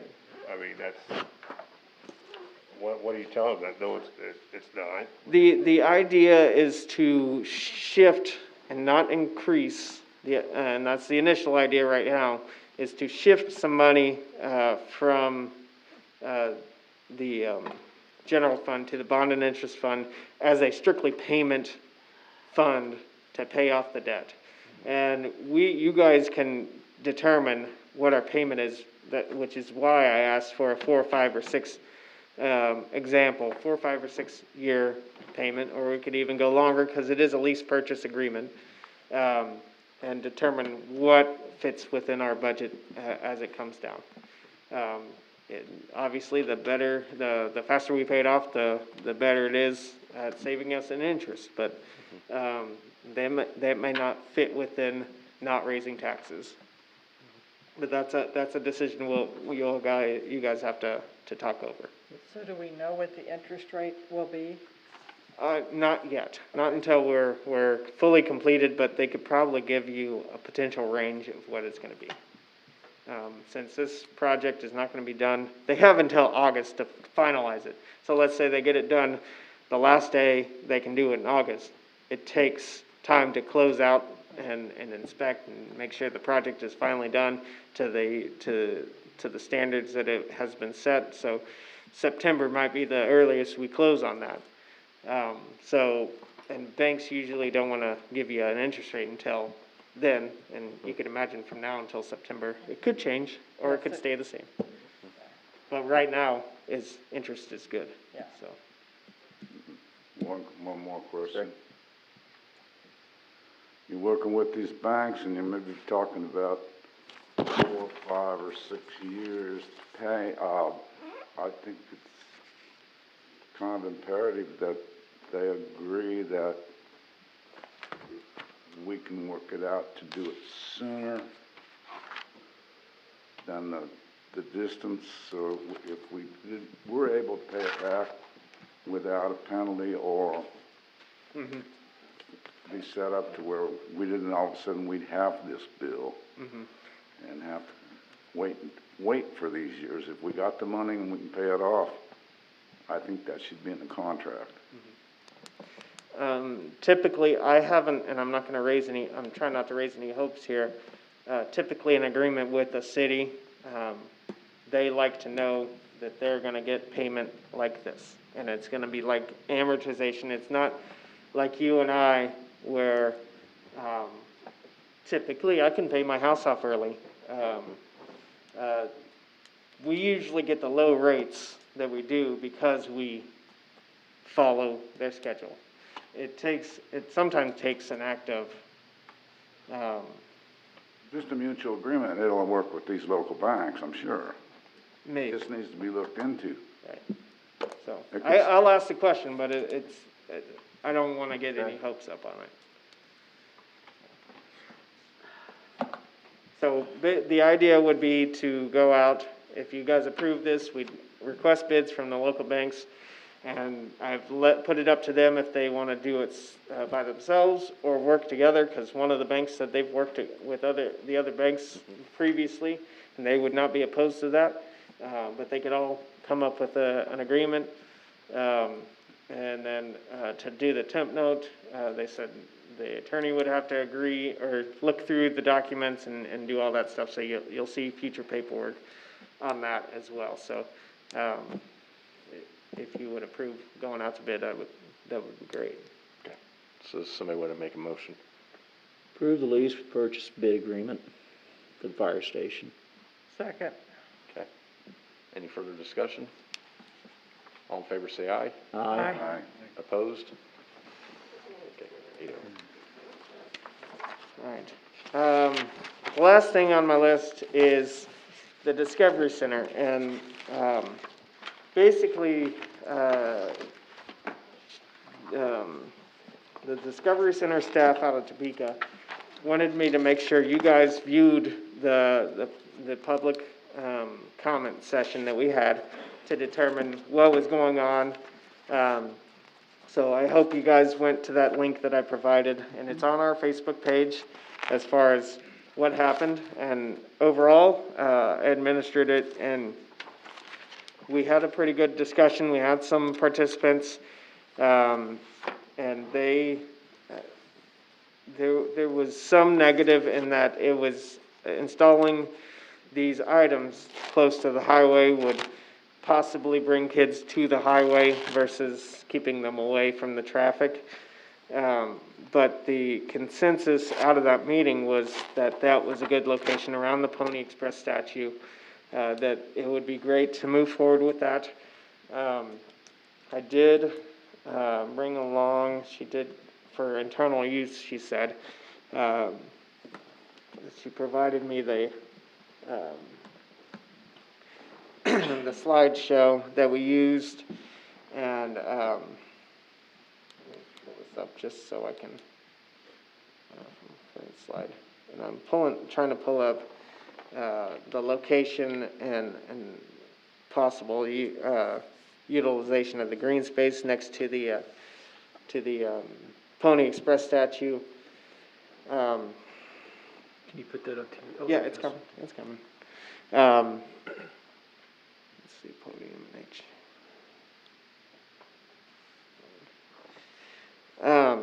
So this would be the area, and then, there would be,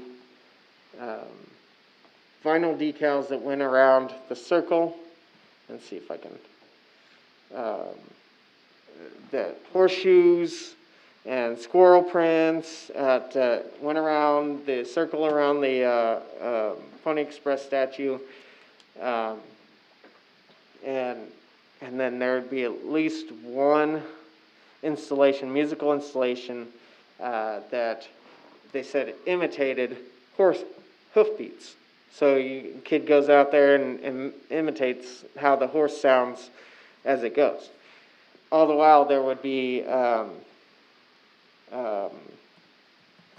some vinyl stickers that have some educational value to them, that you could read and maybe even learn about the Pony Express, maybe even learn about the squirrels, and these vinyl stickers are actually made to be permanent.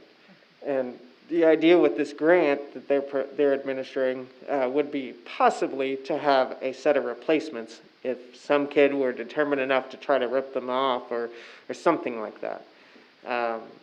So it would be something we would maintain, and if something were to happen, that would be, we would go to replace it. Hopefully we wouldn't need to replace it so often. And then,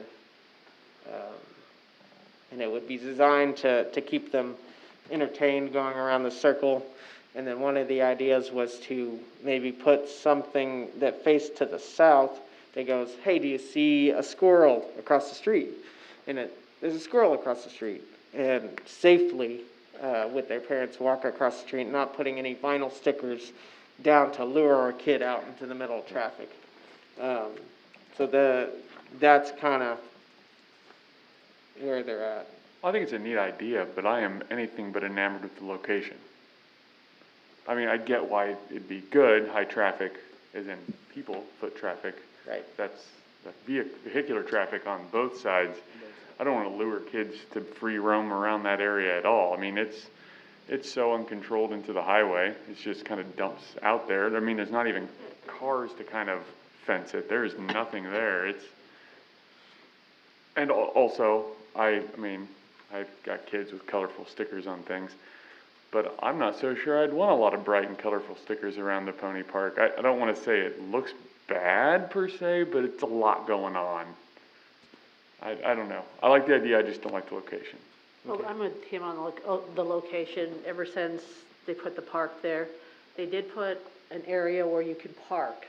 You know, I park there, and that makes a little bit of a barrier to the highway, but since I've just been on that side of the building, and they've taken the trains out, it's amazing how much traffic we have. I mean, we had traffic before, but it's awful.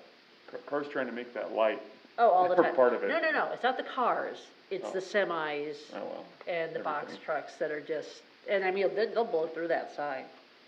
So because they at one time wanted to put like a little water park kind of addition over there, they have all of that. And I was like, that's stupid, man. Some kid's gonna be out there playing in the water and it's, get into the moment and get creamed, That was my biggest fear. And this is a really nice idea, but I don't know. It's just for me, it's too close to the highway. Yeah, I mean, right there, the ramp, as you can see in the picture, nobody can park in that section, and it's 3 car lengths probably? Yeah. So that's where, I mean, there's not bollards, there's not a planter box, there's nothing to stop. It just free flows out into the highway. I actually saw somebody try to turn in there once.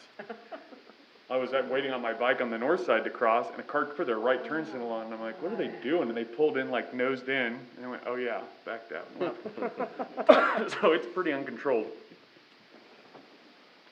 Is it possible To get a barrier? to get a barrier or look at other locations? I mean, how set in stone is this? That's why it's coming before you. Not set in stone. Not set in stone. I mean, they were pretty set on this, and they'd like to get moving pretty soon, like, and the Pony Express, I mean, that could be translated somewhere else, maybe along the trail. It just doesn't have that feature of the statue. Did we put this in the paper yet about, what was it? Was there any feedback on it? Yeah, we had that feedback session. Nobody showed up? No, we did a Zoom meeting, yeah. Yeah. This is the result of the feedback. Yep. I don't know, what's everybody else's opinions? You heard two. I'm like you, I don't like the location, but I don't know if you move it down further south to the city park area. Well, that's why when this idea originally came to council, I'm pretty sure I said between Elm and Walnut, because it's like fallow trail, it gets through traffic, but nobody, I thought, well, we could lead people to the park or back and forth between them And, you know, along the trail. Grandma and Grandpa will take grandkids to the park or something, you know, they can get up and run across these cute little things along the. Right, well, yeah, like lead them from, from there, actually, you know, from the parking there, south would be, I mean, Walnut and Elm don't have the traffic of Broadway and Center, obviously. No. That's my feeling. Right. I don't think you're gonna have lots of kids there at any one time. I go down there and work and pull weeds and stuff down at the horse, and you have kids around there a lot riding their bicycles and stuff, but you don't have 20 kids down there at one time. I mean, I'm with Todd. I think if we put it a little farther on the south, and I know this is kind of breaking up the whole idea here, but it's a nice concrete path, and if they wanted to start to do something there, you know, make the same idea, and maybe we could help them in some way with it. But that would also, like Todd was saying, drawing it away, you know, farther down, go see the pool, go see the park, you know. And you could still point out the statue, because you can see it from the south side of Broadway, I mean, really well. And then if the parents or grandparents want to, hey, let's go over there, I mean, So I just don't want to make that the center. basically a reverse of what they were. Correct. Yeah, so like, oh, look at the horse instead of the squirrel, because they'll be right at the squirrel. Right. If you do something like that. Yeah. but you're also tearing down those two buildings and you wanna make a park there, so you're gonna have people around there all the time anyway, so. Well, We but don't know. that's down we the don't know. road a bit, and that's, Well, I mean, and we're talking about green space use, like when we have like events for the car show, or like when they have the bands And in it would the be, evening. we could easily put a metal fence, something, or some kind of, or a planter, or we could do things to separate it. This is just unseparated, until someday when we do north of the highway and we can have a nice KDOT funded cohesive plan for the crossing, then, you know. Yeah. Do you think we need to put some bollards on the north side, Todd? I think we bollards on both sides, but I mean, on the north side, we don't have any, it's not going anywhere. We have No. the ramp to nowhere. I mean, there's not even a sidewalk, there's nothing across there. I don't know if there'd be something that'd be aesthetically pleasing, but it wouldn't hurt my feelings to put something there. That could be removed easily later, something, but I don't know what that would be. Well, people drive a Not lot Jersey barriers. faster on, obviously, the highway than we do Main Street. I don't think we should have to worry about having to put barriers up on that side. Broadway's, I'm only worried for people parking on the wagon wheels and tearing them up again, but Yeah. that's a different project.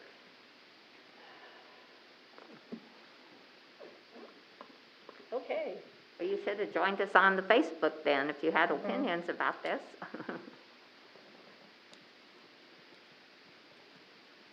I don't think it's an awful idea, like if people think, if everybody else seems to think it'd probably be okay, I could be persuaded, but I just think it would be better down south. Are they willing to go with that, Austin, or are they pretty much sold on going around the pony? This is why they're asking you, so, because, I mean, they go with what you're recommending. I mean, they're not gonna do something, I don't think they're gonna throw a fit about this. Yeah. They're, like anything, if they're probably vested in it and probably be let down a little bit, but they'll be happy to install anything educational for us. We're getting more use now between it heading down with that right of way. And people are walking more down there. People are walking down there a lot, you know, and so I think it would be utilized there. I'm with Todd on this. It's the pony park. And it's, to me, also, it's just close to traffic, and I don't want a bunch of kids zipping around. I don't have to be watching somebody get smashed. How's that?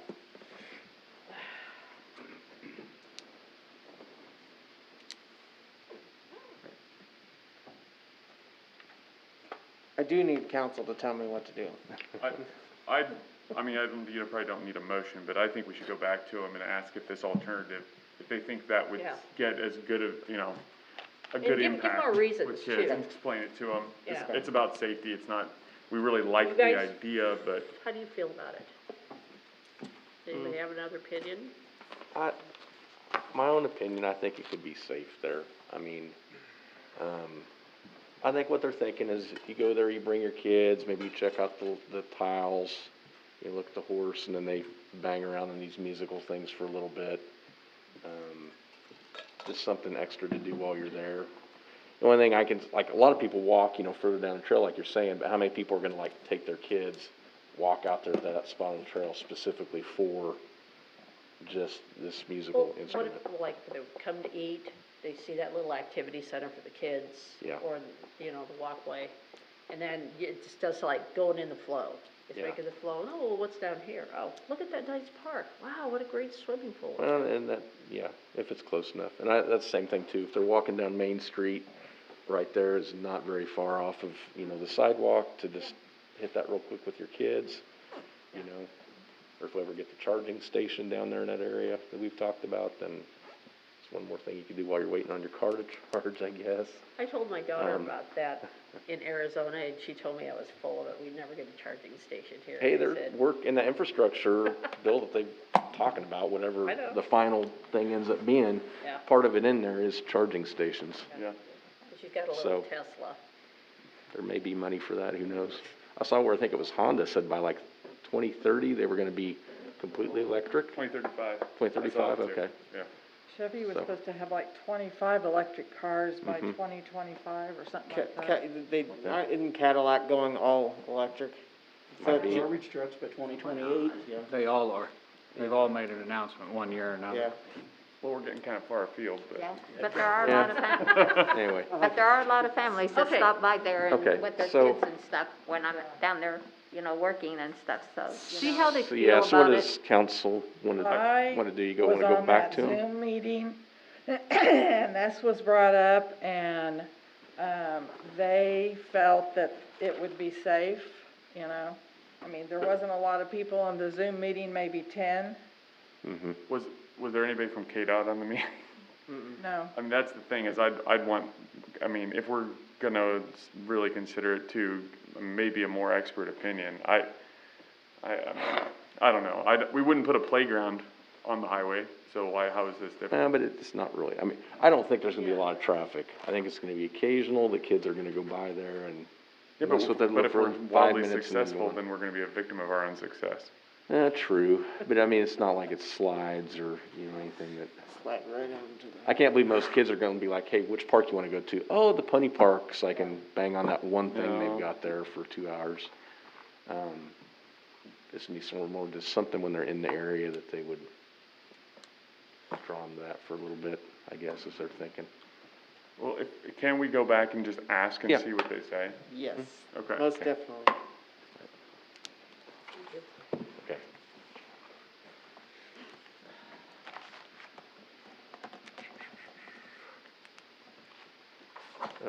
Okay, next up, standing committee reports.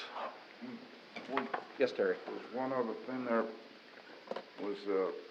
is this just for our local information, or we're gonna do something about this?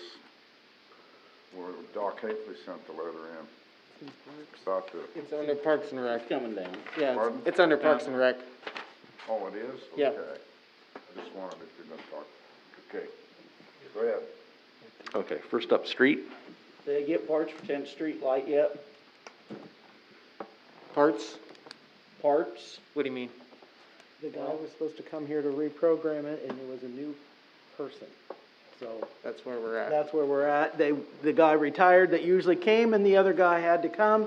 So, yeah, I know, I get that complaint a lot too, that the. Let me tell you, it's 5 o'clock, 5:30 in the morning, the semis don't stop at it. Oh. When that thing's red, they glare right through it. We're waiting for an accident to happen. Okay, no, we're working on it. I've seen people run it Oh, yeah, during they the day. they're not paying any attention in the morning because that light doesn't generally start flashing till 7, and they know it. Well, ignorance is no excuse for breaking the law, is what Yep. an officer once told me. Yep. Well, you know, people in this community get used to that stuff. Well, you know, times they're changing, so are the lights. Yeah, they did. They are. It'll be a big accident there. They started 6th Street's milled down, and the overlay machine is setting down on the south end on Jackson. So. Yes, which we got notified of that on Friday. Well, they said they'd be here first of the spring, so. It's spring. I went through there today on the way back and saw I was it all hoping we'd there. get a few more of those deals cut out, but that didn't happen. Right. What is the timeline to finish the manholes on the entire 6th Street? We do those as we have time available. Well, how about we put together a timeline of when we're gonna get it done, and then have an explanation of why it's not done. You have the ones that got paved that are full of rock because we didn't raise them. Right. Well, they shouldn't be full of rock for a year. You're gonna have 7 more. And we're gonna be at a year before we know it. Right. Now, I know the guys are busy, but I'll be real simple. It doesn't seem like a lot's getting done, so I don't know if there's a punch list that's not being made with timelines on it or what. And I know things come up, but, I mean, here they are, they're back doing that. We're gonna have the manholes done before the machine got here, so it'd be easier. Well, now they're not done. It's, what's going on? Let's just make it that simple. We constantly get phone calls saying, I need a pothole filled. The guys just fixed, and I appreciate you bringing that up, the railing on 9th Street. They took a couple days to fix that. Railing on? Yeah, where that curve. Oh, okay, the Yeah. guard. Yes, Yeah, yeah, guardrail. I got you. And it's just thing after thing, and if, the water department has to do something, street's right behind them. And it's a challenge. But they do have a list to go back to, and that is on one of the top on their list, because they knew they needed to get it fixed. Okay. But you understand what I'm saying? It just seems like that we're taking forever, and that was redone, and the street was redone, and Right. I would like to see the manholes done and the rock out of there, and, Right. The guardrail was my fault, because I noticed there was some broken posts. No, the guard. No, we needed to get that fixed. We definitely Guardrail's need fine, to. it has to be done. I'm just trying to figure out that, I mean, let's be honest, we're putting out fires, we're not gaining any ground. Yeah. Yes. We've gotta figure out how to gain ground and help them. Speaking of manholes on Dawson Drive, we take care of that, right? Yeah. Yeah. The concrete around those manholes are in really, really bad shape. Are those on the list for repair? Torres and back in. Concrete, that's Yeah. the keystone, right? Streets are not. Right, I just wondered, is it rock or concrete? The whole street's Concrete. bad. They're concrete. It is Yeah, the whole concrete. street's The bad. whole street's bad. Yeah. I mean, It's Like been- all the concrete in the area. Yes, like all the. Yes, all of it, yeah. yeah. I mean, it's on a list, but They're on the list? Yeah. It's a long list. Well, and while we're in that neighborhood, we're moving forward on 11th Road, which is great. People are happy we're finally moving on something. Of course, the counterpoint or dancing partner to 11th Road is 12th Road. Yes. And it's gotten extra bad again, especially to Hometown Lumber's driveway on the west side, but all along there. I mean, the rock, it'll last a while, and then it gets bounced out. But I talked to some people out in that addition, and they're like, well, it's nice at 11th Road, but what about us too? And I said, well, there's a lot of moving parts, there's a lot of things that need worked on, and their point was, money's never cheaper, why don't you guys just borrow the dang money and fix it? Well, You talk to them about having their, what is it, their taxes? Assessment. Assessment. Yeah, and no, and They don't want assessed for it. no, bet they no, don't. and I mean that their argument, and I understand it is, you know, especially in Keystone Edition, is they were kind of, I don't wanna say they were sold a bill of goods, but things were explained as such a way when they bought their Yeah, homes. I know. And it's not shaken out that way. They were sold. And I wouldn't like that either. Well, we were, I know. we were given some terrible streets that Yes. are already falling Well, apart too. lots of them. Yes, Yes. we all got, yeah, But I do wanna make sure problems. I really, wish that, retailer would have gone in out there at that corner and, we could have leveraged that into some real street improvements. But at least, I like the same way on 11th Road to Keating Drive, it's like the same on 12th Road to Hometown Lumber, but shorter, where that, if we can stage it in and do one section, I think that shows that we're serious about improving it, and I think it would help a lot, and that we could take out a lot of the worst part doing that. Right.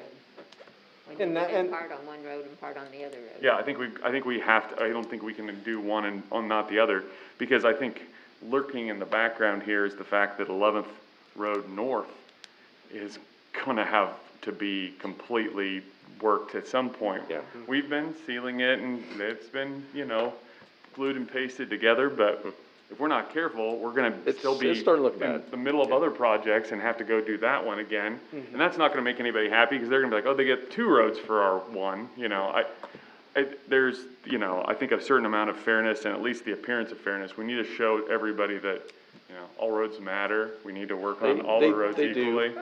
I'll play devil's advocate though. Can you print that sign for I'll play devil's advocate with you. stickers? I mean, we're building a new fire station, and we're saying that we're not gonna raise taxes, which means we're gonna divert, 3-4 mils towards payments on a fire station.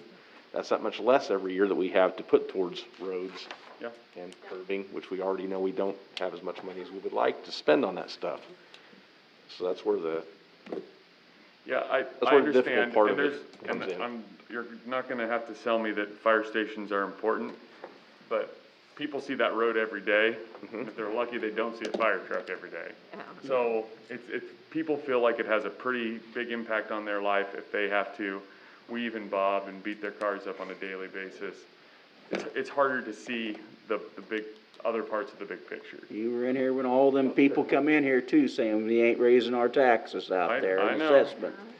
You know, there's some people out there that will take an assessment, you know, as long as it wasn't as large as what we were looking at. There's some people that said they would put money towards that road, but you know, not everybody's willing to, No, I know.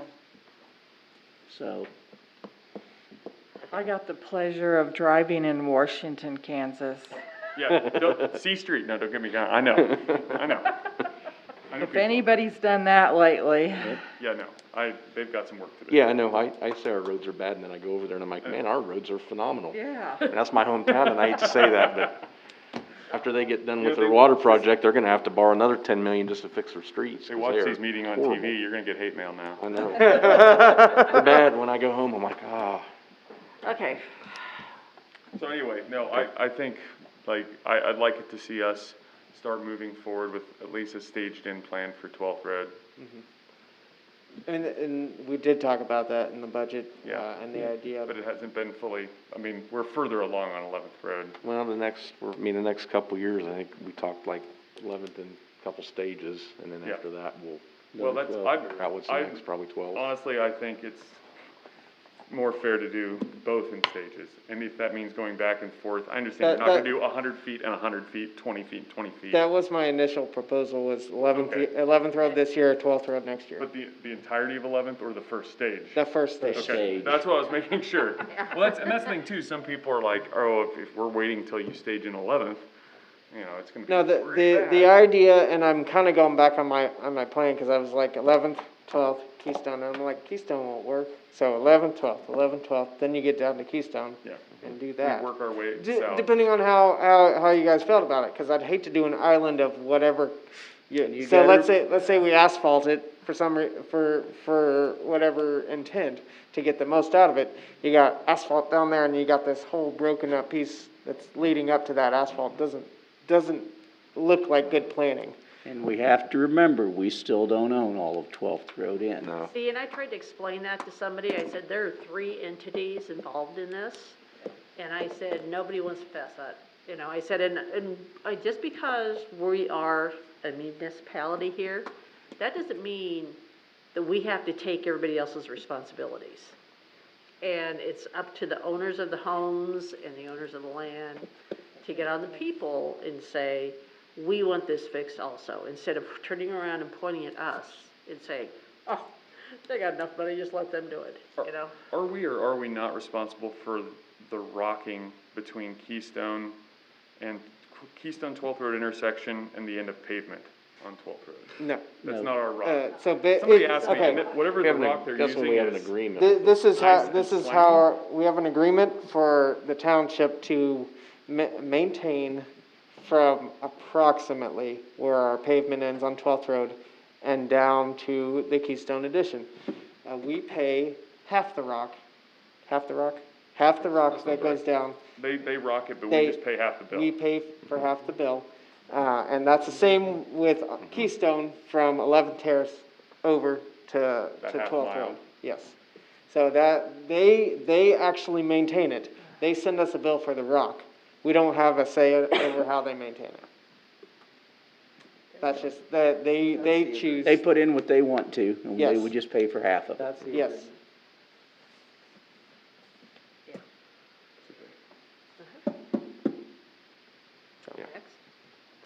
Catch basins, we're gonna get the catch basin down on the corner of Walnut and 8th fixed this year.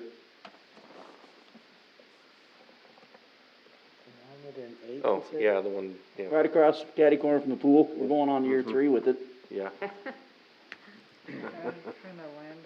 Yeah, yep, that one. don't matter, we're still going on year 3 of it. They have to repaint the barricade at the rate we're going.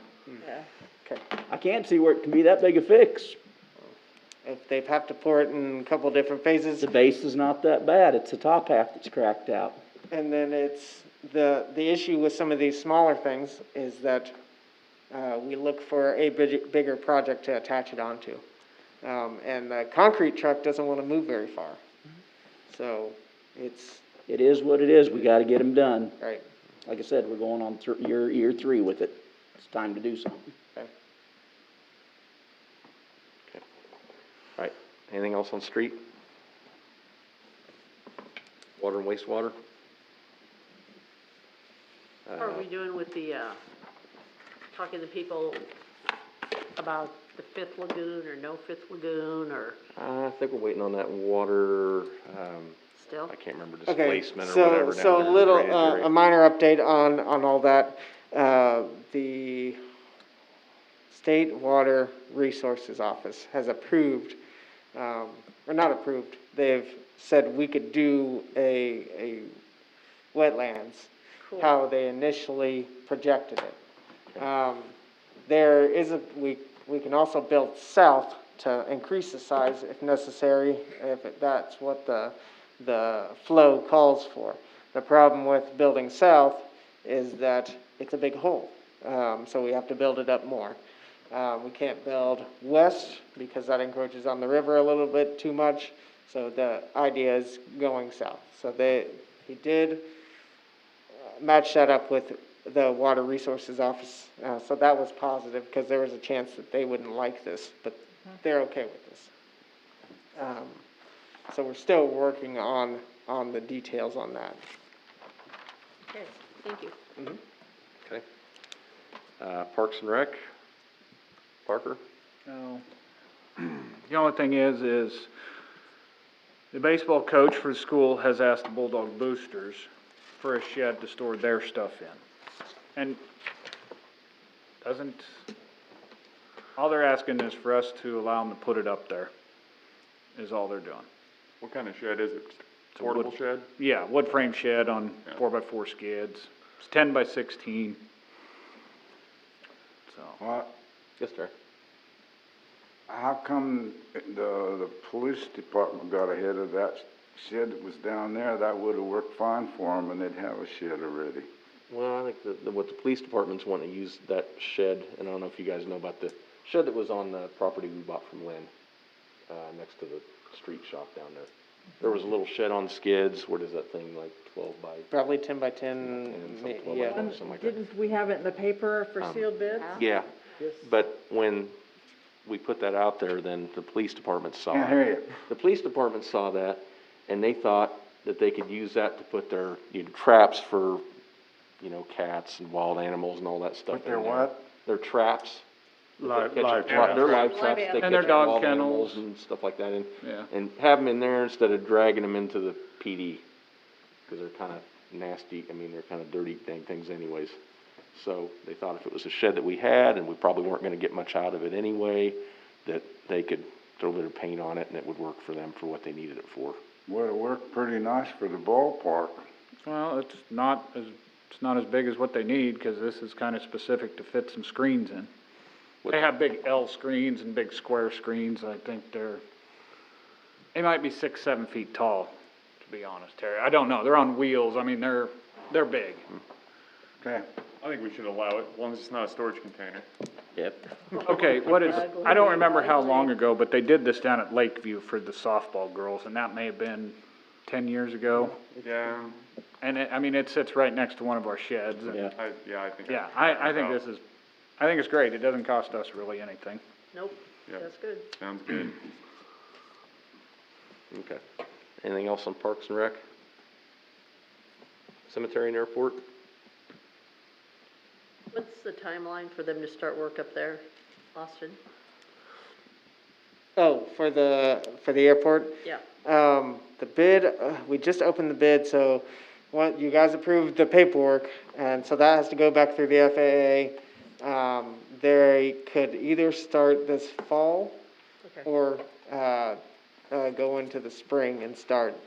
That's up to the contractor and the FAA to iron that stuff out too. So it won't start next month. Okay. We still got Sure. paperwork to go through and all that stuff, and that takes time. There's a lot of concrete to be poured around here this summer. Yep. Yeah. Have you heard back from the owner that, on that one hangar, that either has to be dismantled or repaired? Never heard anything. Never heard a word. All he did was pay his bill. What was that? Can't hear you. The airport hangar up there, that's either has to be dismantled or repaired, if you had heard back from the owner on that I yet. have had 2 requests in the last week that want hangars at our airport, so if somebody doesn't have a plane in there and looking to get rid of a hangar, it's not a problem. I got 2 people who want them from out of town that come here all the time. And they want to put airplanes in them? Yes, yes. One guy's moving here from North Carolina, moving to Manhattan, can't put it in Manhattan, wants it to come here, and somebody else was from Missouri. Maybe we could speed that along. Well, Well, I mean, where it's- are we at on? we need to decide on those, where you wanna go with those contracts. Mhm. If they're gonna be specific, that you need to have a plane in there and what they need to And then we say. wanted to get something decided on that, so we had plenty of Right, time plenty before of the time to let them contract know. ended, yeah, so. But it was just weird that I've had 2 people call me in the last week looking for, and I'd had one, I don't know, last fall before the last one went, that he was looking too. So we have a lot of people that would like to place an airplane at our airport. Okay. Anything else, cemetery and airport? Police and fire? Admin and finance? I've Yes, got one Terry. thing Yeah. I wanna see if we could revisit the fact, it seemed to me like we used to get weekly highlights and we knew everything that was going on, and we had a chance to ask somebody about department head or whatever. And all of a sudden, we decided not to, and everybody said we voted it out. We didn't vote it out. It was just something general that came up.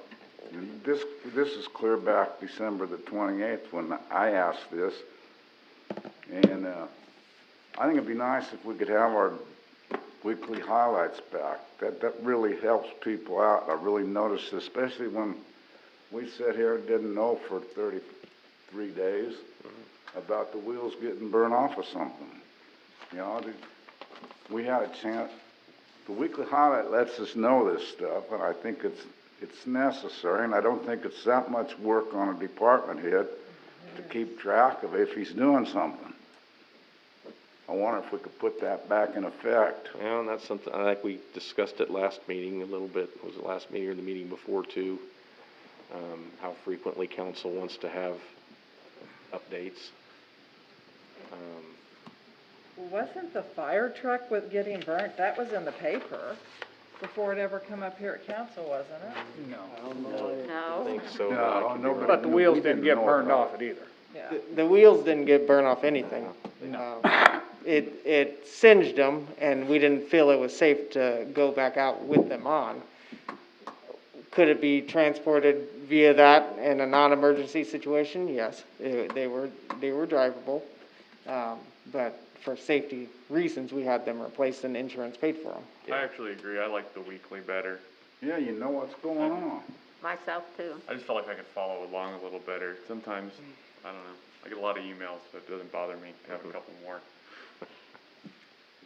I'd rather have the weekly also. The weekly was, I did this on this day, I did this on this day, which was not helpful, it wasn't even helpful to me. It could be structured differently, Yeah. I just Just want it have more a frequently. summary of what's been Right. going on. If there was a problem, you know, inform us. It doesn't have to be, I went down the street and did this. It's or we highlights, went to-" not yeah, regular lights. Yeah.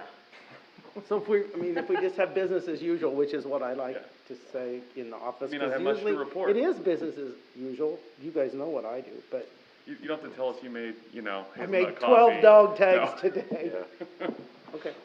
I mean, so. That's, yeah, it I just, wasn't very- you know, yeah, I think the kind of unusual events, having a little more quick turn on that information would be nice. That's, I just, Well, we changed it on one person saying they kinda liked it that way, and then said it was a consensus. I think we need to either say yes or no, and in fact, I'd like to make a motion that we go back to weekly highlights, so that the council people knows what's going on.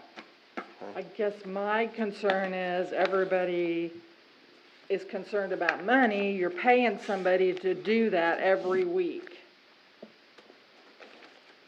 well, I mean, I guess I would think, you know, they're loosely documenting it anyway, right? Maybe not. I don't know, No. I guess I'm used to doing that, but. Well, do I have a second? I'll second it. Okay, Now, can we have more discussion? yes. If we're gonna do that, I'd like all departments. Yeah. Yes. That includes the pool, that includes the fire department, but you don't get reports from either one of them. And my personal opinion is I don't know why you couldn't do it the Friday before a council meeting and do it bi-weekly. There you go. Just make it to the Friday before, and then when you come in Monday night at council meeting after having this, you could ask the questions That's you the need way to it ask. used to be. Yeah, that'd be fine. So bi-weekly? And even I would if go it's- bi-weekly, not weekly. And yet, even if they don't have much to report, or even our report's gonna be late, like, to have that information in there, so it's not like, well, where's the police report, or where's the whatever? I didn't mind the monthly, I thought the monthly was very easy to follow, so. Well, the monthly thing's an afterthought. I mean, it tells us what happened a month ago. Weekly, we can ask questions about them and address issues. That's why I think a weekly thing's important. Well, I mean, the motion's for weekly, unless you Yes. wanna change it, it's seconded, and that's weekly. So, and you don't wanna amend your motion, you're wanting weekly, right? Weekly. Okay, so I guess we take a vote on weekly, and if you don't want weekly, then somebody can make another motion. Okay. All in favor, say aye. Aye. Opposed? Aye. Is it 4-4? Or, might have been 5. You wanna show hands? Yeah, You might show show hands. hands. How many were ayes? Who How many voted were weeks? yes? 3? It's 5-3. Five. Okay. 5-3, okay. All right, Or 3-5, I guess. 3-5. 3-5. Sorry, I always say it backwards. okay. So, does somebody wanna make a motion then to have it bi-weekly? The Friday before Friday council before meeting, the Mr. council Parker. meeting. Well, Yeah. what about when we have those periods and we have 3 weeks in between? Do you just want a report prior to the council meeting? Yeah, that'd be fine. Cause And that's sometimes where we we're have gonna 3 ask weeks in questions between, mostly. so. Yep, okay. And who's making that motion? I'll make it. Okay, I'll second it. okay. Any further discussion? All in favor, say aye. Read the motion. The motion was to have, highlights written on the Friday in front of a council meeting, so that you can, Thank you. And that will include We can all the review it. that includes all departments, including pool and fire. Distributed, not written. So, Distributed, yes. you know, Written, like, we can give have away. them turn it in like Thursday, that way you guys can. We'll you're not- determine You'll figure that. that out, the Yeah. flow. But you guys wanna get it on Friday? Yes. Yes. Okay. There was a second. Yes, I have Todd Parker. Any further discussion? All in favor, say aye. Aye. Opposed? Okay, 8-0. Oh, the only thing I had written down under admin and finance was, since we're letting the mask mandate expire, what do you wanna have going forward as far as council meetings? What do you wanna have going forward as far as council meetings? What do you want, what?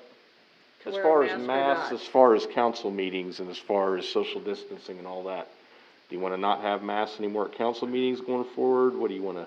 Well, why What don't do you we wanna just do? treat it like it's the public, I mean, if Terry wants to wear one, that's fine. If Diane wants to wear one, if I wanna wear one, that's fine. You know, that's the way I feel about it. Yeah. It's not required in the building, but yeah, if somebody wants to wear it, they wear it. Yes, Terry. On May the 1st, we won't have that problem to worry about. That's No, where but we we're can at. still set our own policy is what I'm saying. It's kinda Okay. like the courthouse, they wear masks in there, but yet, yeah, I mean, so we can set our own policy as far as who we do or don't want to require, Okay. so. I don't think so. Let's just leave it up to the individual. Okay. Alright, I guess because we can't social distance up here. no, we can't, but as I mean, I've been vaccinated, I don't know, I mean, most of us are either vaccinated or have had it, or both. But we don't have to social So- distance with, That's even without a true. mask. By CDC guidelines. Yeah. Yes, Diane? Have we hired anybody, have we hired somebody? I see we have pre-employment testing. We've hired, well, it's kind of we lost some and then or did we lose? We hired a street person. He hasn't started yet. His test is tomorrow for Poet. Test is tomorrow for Poet. And then we've hired, Wednesday's test is for the water sewer guy, for Poet. hiring somebody for water sewer, and he's coming up. And then, what's the third one? Maybe another. Could be your street, We had somebody Cemetery move, parks. we had somebody move from, worker 1 to worker 2. And no, wait, somebody got a CDL. That's what they make them get a pre-employment drug test if they get a CDL. But we paid $303 and we haven't heard anything about anybody being hired, that's why I was wondering. Well, they're starting here coming up. That Well- would have included, I just wondered if we'd hired somebody. Right. you think, that included, the one at the dump. The lady at the dump. She had to go through Poet as well. Right. I don't know, because I don't know who you hired at the dump. Her name is Samantha. Pennington? Yes, there you go. Okay, because we didn't know that, No, her name is Samantha Pennington. or how much you're paying, or anything. We haven't heard anything. Oh boy, what do you think here? Don't You can't stress do that. right now. Yeah. You know, it's public, but yeah, I can't remember. Yeah. You don't tell us who's hired and how much you're paying Well, no, for we people? can, but I'm saying don't sit here and try to waste our time trying to remember it. We can report that later, is what I'm Okay, saying. well, you're supposed to keep us posted as to who you're hiring and how much we're paying. Usually you do. Like I just said, the 2 of them haven't even started yet. Okay. We just did that. Okay. Right. Anything else under admin and finance? Nothing under appointments. You don't have anything for us to do, John? No. Roundtable. Bobby? Todd? When was the last time wards were reapportioned? I don't know. When was, Oh, when was Holly that? was here, it was probably in the eighties, no. I can look, but yeah, it's done by If they ordinance. really haven't been done since the eighties, that's And then crazy. before that, I don't know when they were done, it was I ask because even it's more. a census year, and I don't remember it being spoken about 10 years ago. Oh, I've been no, around that long now. It's been at least, it might have been the seventies, I don't know. It's been a That's long time. amazing to me. So, do we not have anything in our ordinances about reapportioning after a census, or every other census, Probably not. or every 5 censuses? Nope, it was an ordinance that actually did the wards, and I don't know how they were in front of that. I don't believe there were 4 of them originally. And then when they added Breeding Heights on out there, it just got added to us on this end, and. Right, When- which probably made it more. Ward 4 is like, the size of, Washington, Kansas. Oh, yeah.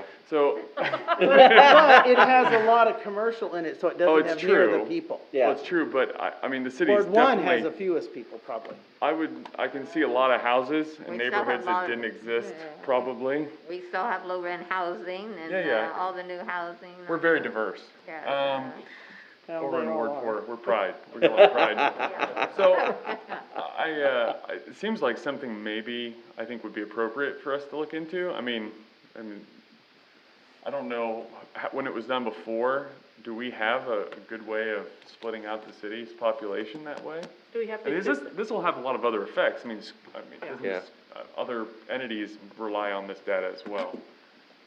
I'm not sure if we have to get, a consultant to do this, because I honestly don't know how you would tell how many people are in this section of town Do without. we have access to any kind of census data breakdown to that? I mean, that data exists in the world. The question is, do we have access to that data? They know how many they know how many voting residents there are. Right, because they in go each through and ward. even if they don't get a response from a house, they go estimate. I don't know if they break it down by, so for instance, street or anything like that for us or anybody else, because when you go into census data, it's per capita, it's per Right. city, per Well, all this other stuff.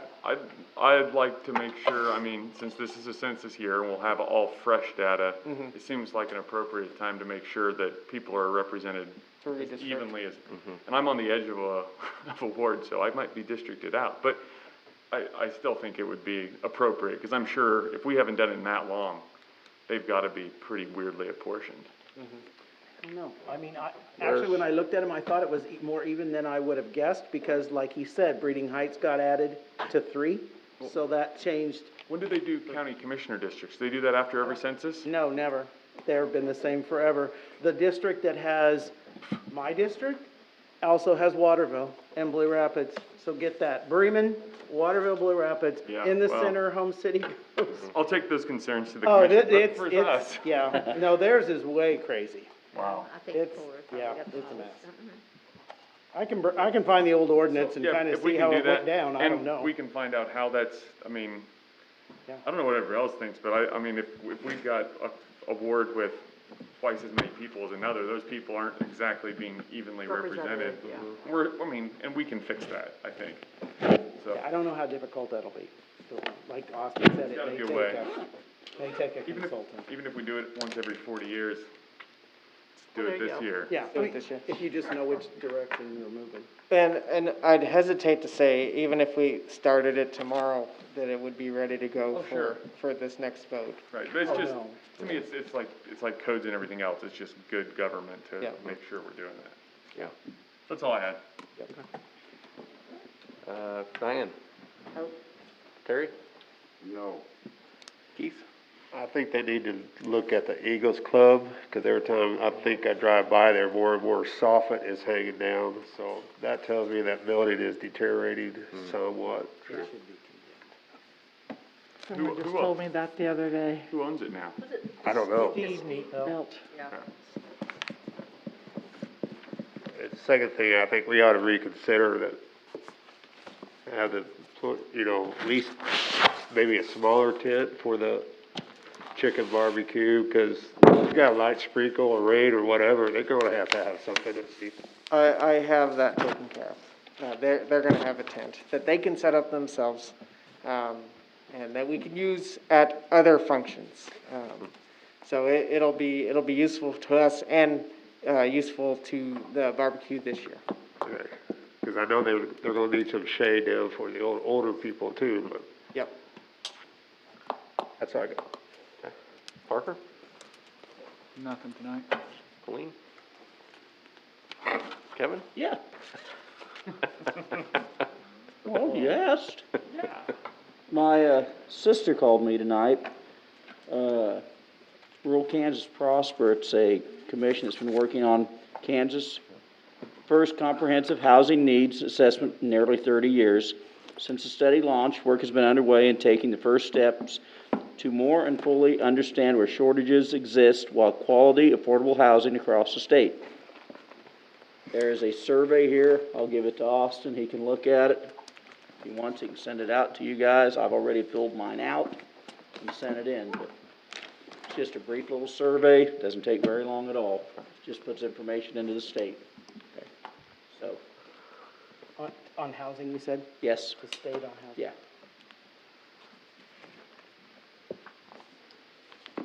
Okay. Anything else? Move to adjourn. Oh, I don't have anything either.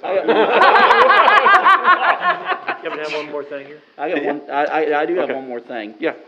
Can we get our dump trucks that are down on 3rd Street all parked the same direction? Let's go with park correctly. We can do that too. Left wheel to Left curb's wheel to not curb it. doesn't cut it when they're writing tickets to left wheel to curb to everybody else. What's this? Can't hear you. At our street department shop, we are parking left wheel to curb on the north side to shop. We're gonna write tickets for left wheel to curb for everybody else. Let's take care of our own personal stuff first. Okay. I heard you. Well, turn your hearing aids up then. Yeah, I can't say, I'm guilty of parking left wheel to curb from time to time too. I've got a lot, I've had. Especially when I got my trailer on and I don't have anywhere else to I've park. had 6 people this week ask me, how come they can park left wheel to curb down there? That's been down by our shop or just down there in the area driving by. How come the city gets to park left wheel to curb? I said, I don't know, but I'll bring it up, so. It's here. Thank you. I do, Adjourn. before, I needed to ask I needed to ask this question. Do you want me to include that demolition in with anything else when I go out to bid? Oh, of, well, Malarnick, do you want me let me to? ask you this. Next meeting is we have the condemnation of Murphy's, right? Yes. It's just, So do we want to wait until we see what Okay. happens with that, I guess? Is that what- Okay. Is that what That you're was- asking? Well, that and other things, but we have other properties. The on- other buildings Yeah, Well, the that other we two. bought, at least, yeah, but we can wait I will wait on the rest houses of it. down on that. Maybe I'll prime them on. I think you'll better get a better bid, putting them all together. Yes, I would and I think agree so. with that. Yeah, I would I think you'll get a lot more bids by putting them all Yeah, together. I do too. A lot more competitive. Move to adjourn. Second. All in favor, say aye. Aye. Aye. Oh. All right.